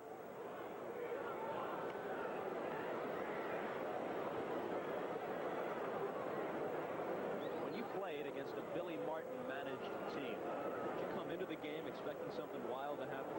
Well, when he took over Oakland, we did. Between the running and the plays that they used, bunt plays, squeezing, he made you aware at all times that you had to be mentally ready on the field. When he managed New York, it wasn't that way, or Detroit. He just went ahead and did the normal things that most normal clubs do. I think Billy ball is more of an attitude than it is a specific strategy. In fact, the A's sacrificed less than many clubs. They led the American League in home runs last year, which would surprise a lot of people. I think it's aggressiveness rather than specific strategies. Lansford fields it near the line, and coming off the bag to make the tag is Stapleton. So a nice play on both ends. Well, Joe didn't really start running right away. He thought the ball was going to be foul. It stayed fair. Gave Carney a chance to field the ball. And the difficult part of this play was just the angle of the throw and not so much catching it. With Joe's speed, he straightens up all right. His angle is just off and carries it into the runner. First baseman Jeff Newman has grounded out 3 times and also committed an error in the field, so he'd like to get things turning his way in this at-bat. His average at 271. This will be his 4th ground out. Hoffman, a busy day, and a 1-2-3 8th inning for the A's. Coming up for the Red Sox, Yastrzemski, Lansford, and Stapleton in the last half of the 8th at Fenway Park. Wherever you live, whatever you need to trim, Homelite string trimmers give you that finishing touch. Because after Homelite gives you quality, Homelite gives you a choice with lightweight electrics and powerful gasoline trimmers, all with automatic string advance. We've got trimmers that turn into blowers and trimmers that become brush cutters. There's even a trimmer you can operate with one hand. So whatever you need to trim, wherever you need to trim it, get a Homelite string trimmer for the finishing touch. People trust Seiko technology for bold sports watches that perform brilliantly, even 100 meters beneath the sea. People trust Seiko for slim dress watches with every timekeeping function you'll probably ever need. People trust Seiko for watches that are as finely crafted as they are technologically advanced. In fact, people trust Seiko more than any other watch. At your authorized dealer. In today's Army, when artillery goes to the field, so does high technology. All that you can be. Keep on reaching. Keep on growing. Computers, laser-guided missile systems, and teamwork honed to a split-second response. And the Army gives you this kind of training with just a 2-year enlistment. 'Cause we need you in the Army. It's Bob Hope's All-Star Birthday Party at Annapolis with Charlton Heston, Christy Brinkley, Roger Staubach, Bernadette Peters, heavyweights Larry Holmes, and Jerry Cooney, Tuesday. This is the kind of place where baseball was meant to be played. Natural grass, a ballpark with peculiarities which affect the playing of the game, the wall and left, the corner and right, and the classic ball player in the classic ballpark, Carl Yastrzemski. He's really done wonders in this ballpark, in any ballpark. He's just a beautiful person, and I tell you, he's a tribute to the game. Yaz came in hitting .340, but he's 0 for 3 so far today. That changes, a base hit to right. Rudy into the corner, and Yaz is going to try to stretch it. 42-year-old legs, get him there. That's outstanding hustle by Yastrzemski. In fact, Davey Loebs cuts the ball. If he doesn't cut it, it's going to be a lot closer at second, and I'm very surprised that he cut that ball. But the last person who thought Carl Yastrzemski was going to turn that into a double was probably Joe Rudy. Very often, cliche words like leadership are thrown around when you're covering a sports event. That is a leadership play. The Red Sox offense has been dormant since the second inning. Here's a 42-year-old guy who hits a ball that is not by any means an automatic double, and he takes off and stretches it into 2. And he's got a pulled groin muscle, some bad calf muscles, and he doesn't stop one bit. He turns it on right here. He cuts the corner very close to allow him to get to second base a lot quicker. And a good slide. And I'll tell you, that's just plain hustle and just smart baseball playing by Carl Yastrzemski. Yaz now comes out, and Reed Nichols, number 51, a reserve outfielder, goes in to run for it.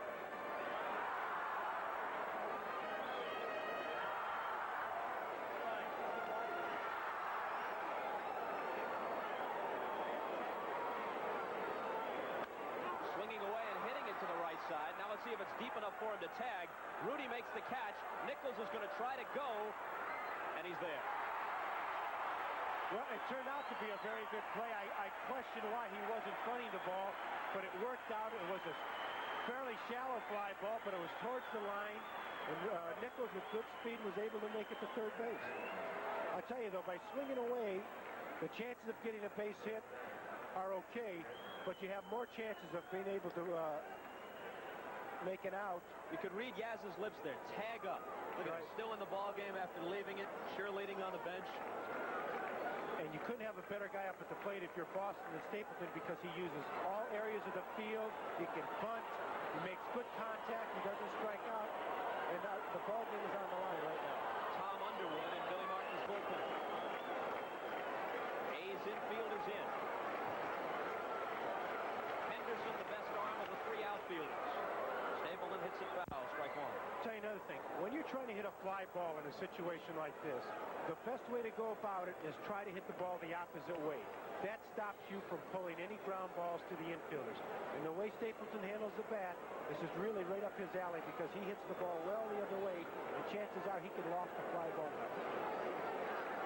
Carl Yastrzemski gave his team a chance to go in front. Let's see if they capitalize. Stapleton trying to do exactly what you were talking about, but now he's behind 0-2, Sal. Well, now it's no more fly ball. It's making contact with the infield drawn in. You're still at a hitter's delight, but you have to make contact. There's no way you can get that run in by not making contact. Stapleton's overall batting average, .252, 3 homers, 17 runs batted in. A lot of baseball experience in that shot. How can Yaz?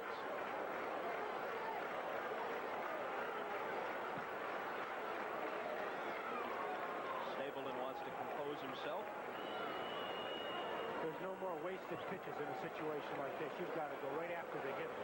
And I would venture to say he wants to keep the ball down. Kept it way down, and Heath had to block it to prevent the wild pitch. When you got your infield in, and when you're in a fly ball situation, the pitcher's job is to keep the ball down. I'm surprised he threw a breaking ball. A sinker is usually the pitch you'd like to throw in a situation like this. And as a hitter, you'd like to look for a ball up, but he's in a situation where he has to protect the plate, and he just has to make contact. As you see, that's a Stapleton specialty. Rarely strikes out. Catcher Rich Gedman on deck. 1-2 pitch. This might drop. Rudy can't get there. RBI hit. Well, he went with the pitch. It looked like it was ball 2, but he makes good contact and went the opposite way. That's the way the Red Sox have been playing all year, doing the little things to win ball games, like Yastrzemski taking a single and turning it into a double. Reed Nichols, who ran for Yaz, scores the go-ahead run. The Sox are in front 5-4, and now the hits are even at 6 apiece.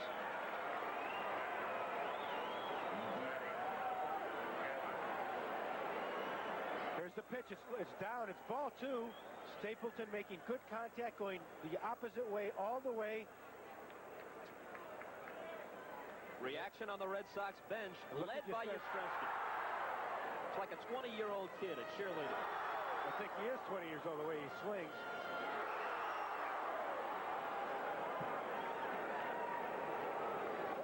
Gedman is 1 for 3. That takes a strike. You know, you hear about all the stories of Fenway Park, but yet what gets the big run? A single into a double, getting the guy over on a fly ball, and a little base hit the right field.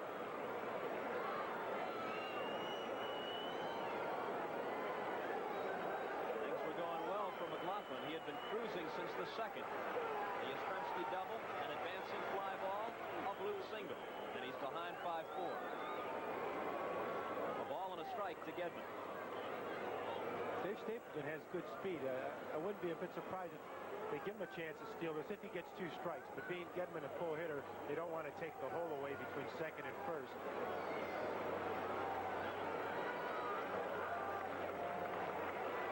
1-1 pitch with 1 out. Not before they chase Stapleton back to first. Coming up for the A's in the top half of the ninth, it's due to be Mike Heath, Wayne Gross, and Rick Bossetti. The way Stanley's pitching, they've got a lot of work in front of them if they're going to score a run.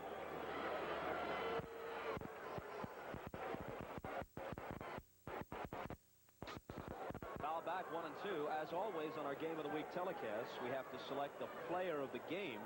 And I would say that if Stanley protects this lead in the 9th inning, I'd give it to him. Coming in with his ball club already down 3-0 with 2 outs in the first, and pitching, if he gets through the 9th, almost the equivalent of a complete game victory. I said earlier in the game I didn't think he'd go the whole way because he isn't used to it, but I tell you, he's just a bull of a player out there, and he's just done one whale of a job, only giving up 3 hits. He's done a great job.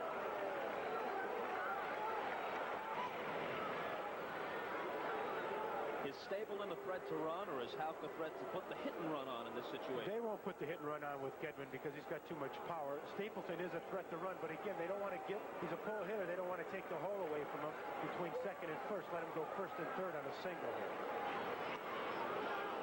Watch Gedman at the plate, how he holds the bat almost flat behind him. That is another Charlie Lau and Walt Periniak theory. They say eventually you're going to have to get the bat flat in the course of your swing to bring it across the plate anyway. Started flat. That's what Carl Yastrzemski started to do this year. He's flattened his bat out. He's peeking over there at first. I'll tell you, though, if Gedman was to make it out, I would say Stapleton would run with Hoffman up at the plate. But right now, he's 2-2. Gedman slaps it to the left side, and the count holds. We understand we're experiencing some technical difficulties. We apologize for that, and we'll repair it as soon as possible. We're talking about Gedman with the bat flat. Carl Yastrzemski, of course, especially during the great years of the 60s and early 70s, the bat held extremely high, straight up, the hands high. Now he's brought it down lower. He still holds the hands fairly high, but the bat itself is almost flat behind him. Well, that's what we talked about adjusting. And Carl has adjusted his whole career, and as you get older and a little bit slower, you make those adjustments. This is hit into left center field. Bossetti on the run. It's off the Munster. Henderson Henderson makes the play. Scheming around third is Stapleton. And the Sox have a 6-4 lead on a double by Gedman.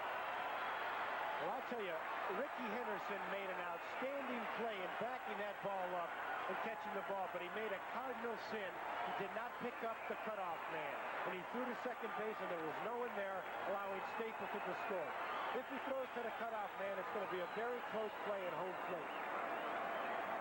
Rich Gedman going with the pitch, a fastball away, driving it off the monster, the wind helping it a little bit, and just doing an outstanding job with the Red Sox and with the hitting streak he has been on.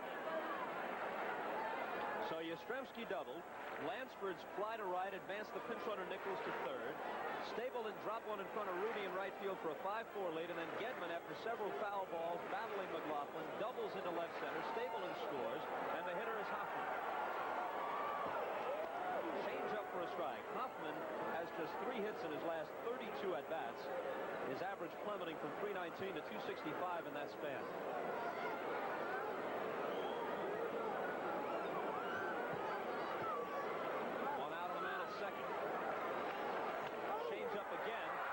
Won't be deep enough. Henderson, in fact, has to come in. 2 out.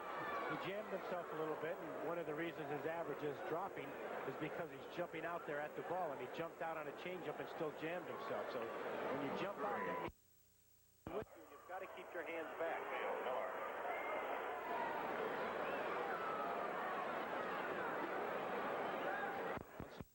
You were having apparently some telephone company problems which are affecting our transmission of the game from Fenway Park at this point, working to correct it. Rick Miller, the hitter. I suppose you know that he's married to Carlton Fisk's sister.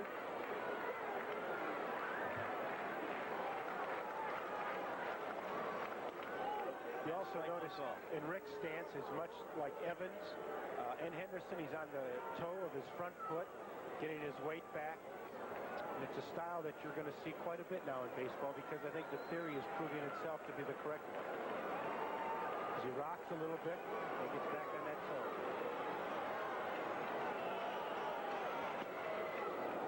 Checks his swing and takes it high, 1-1.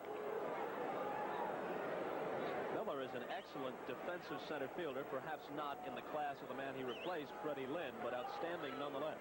You know, there'll be a lot of people that argue with you on that, because they feel that Rick Miller is fundamentally a better center fielder in positioning players, hitting cutoff men. As far as pure ability, I think Freddie Lynn obviously has the better ability, but I think that Rick Miller is just an outstanding fundamental, as far as a good fundamental center fielder. In terms of the spectacular play, though, Sal, Lynn has turned in some of the finest I have ever seen. Plays that, even after they're over, you can't believe they occurred. Well, you know, Paul Blair, in my opinion, for Baltimore, was the best center fielder defensively that I have seen. And Paul Blair didn't make a lot of sensational plays because he was able to get to everything a lot easier than most. And a lot of sensational plays come because of a lack of speed, possibly, or just misplaying the ball. You like Blair better than Willie? No. Miller rifles one. And that is into the corner. Rudy actually cuts it off before it gets there, but it will be extra bases for Miller. It's a double, and the Red Sox have exploded for 3 now in the last half of the 8th for a 7-4 lead. Gedman scoring. Well, I think it's obvious that Bo McLaughlin has gotten tired. His fastball is not quite having the zip on it that it had before. And Boston's turning on it well, and Rick Miller just turned on a good fastball and drove it into right field. So I got you to reconsider Paul Blair against Willie Mays? No, there's never been a Willie Mays, and there never will be.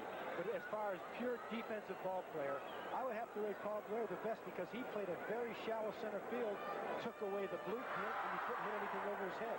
In fact, he used to say, if you're going to hit it over my head, you better make it a souvenir. Remy is the hitter. He's 0 for 4, reached on an error once. He's lost 7 points on his average today, down to 264. Foul 1-1. You're talking about Paul Blair playing shallow in center field. That's the way the A's regular center fielder, Dwayne Murphy, who ran into a wall in Detroit and hence is out for a while, that's the way he plays. And he has the ability to go back on a ball better than any present center fielder in the game of baseball. So he takes away the liner on the blue, and he races back on a ball you drive over his head. So that's the key. Everybody can play shallow, but can you get the ball over your head? And if you can't, there's no percentage in playing shallow. But if Paul Blair and Dwayne Murphy are able to do that, and that's why they're sensational center fielders. We understand that we have lost our picture once again. Those technical problems continue. We apologize for that. And we'll continue here with a radio-style account as Jerry Remy fouls it back. 2 balls and 2 strikes. Bottom half of the 8th inning, and a 4-all tie has been snapped by a 3-run Red Sox rally. And the picture is back. How about that? They didn't want you to do radio broadcasting. They handed Bo McLaughlin the ball when this one started, and they said, son, you're here for the duration. Remy bloops one down the line and left. This is big trouble. Oh, what a play by Wayne Gross. That was an outstanding play. I don't care who's playing third base. You can't make a better play than this. If it's Brooks Robinson or whoever, you just can't make a better play than this. This is looks like a sure base hit. It's very difficult to catch any ball over your shoulder, back to the infield.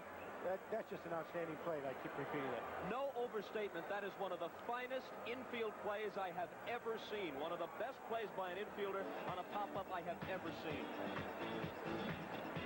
An inning that began with a Carl Yastrzemski double, a hustle double, winds up a 3-run Red Sox frame. Now can Bob Stanley protect it in the 9th? He leads 7-4.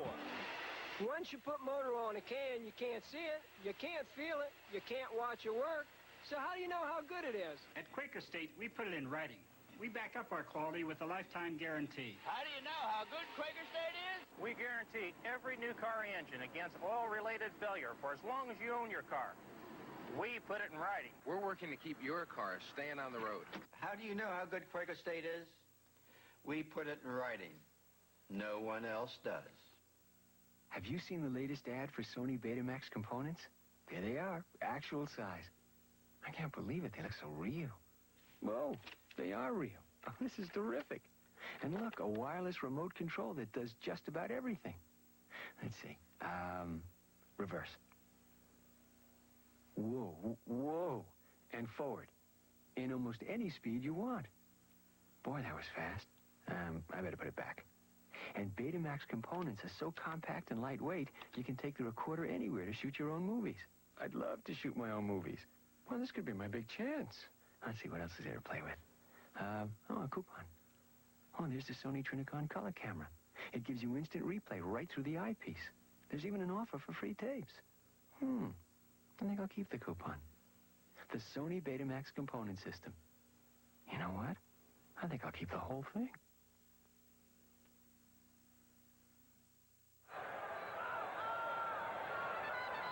Joe Garagiola with Tony Kubek here in Atlanta, and there's the score, 5-2. You see Mike Krutko in your picture. He was just replaced on a mound by Ed Farmer. Krutko, who looked like he was going to have trouble, did battle, and he's just been relieved. Watch this play. Maddox of the Phillies hits this ball.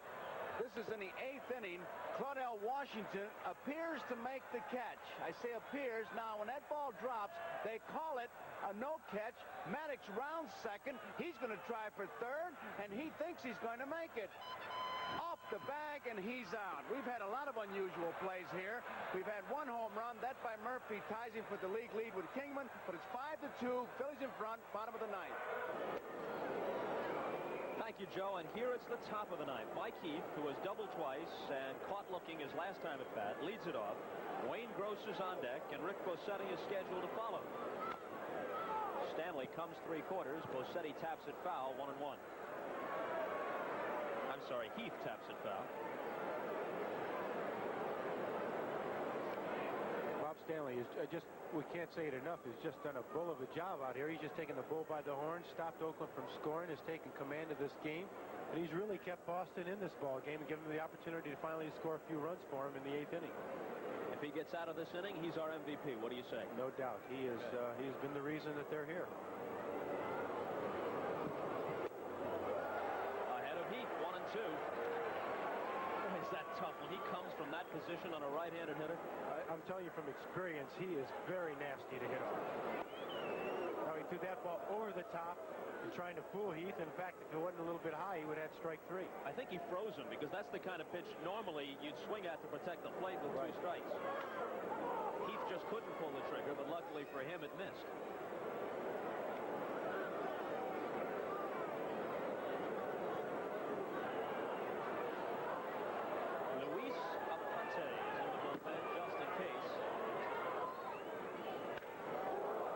To deep center field.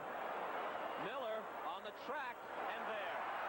Right in front of the 379 sign. I thought that ball was way up on the wall. And I don't know if there's a swirling wind. The flag's not moving much, but the ball seemed to die as Miller just camped under it at the last minute right near the wall. As you see him going by, I thought he was going to look up on the wall to catch it, and he stumbles just a little bit. And he makes a nice catch. Talking about nice catches, here's Wayne Gross, who made an absolutely brilliant play to end the Red Sox 8th from his third base spot for Oakland. Well, Wayne started off in the major leagues as a first baseman, and they moved him over to third. And he might not be the most graceful player, but he does the job well, and he's a very gutty ball player. Gross has had only 1 at bat. This one is drilled into right center, way back. But again on the track, it's Evans to take it. Well, we're seeing Bob Stanley running out of gas just a little bit. The ball not sinking quite as much as it normally does. He's just throwing fastballs, making him hit the ball because they need base runners, and he's not going to walk anybody. And the hitters know he's just going to throw fastballs, but they're hitting it to the deep part of the ballpark. So Heath drove Miller to the wall. Gross sends Evans to the track. 2 long outs. Bossetti is called back. Danny Meyer bats for him, and the former Mariner takes the ball.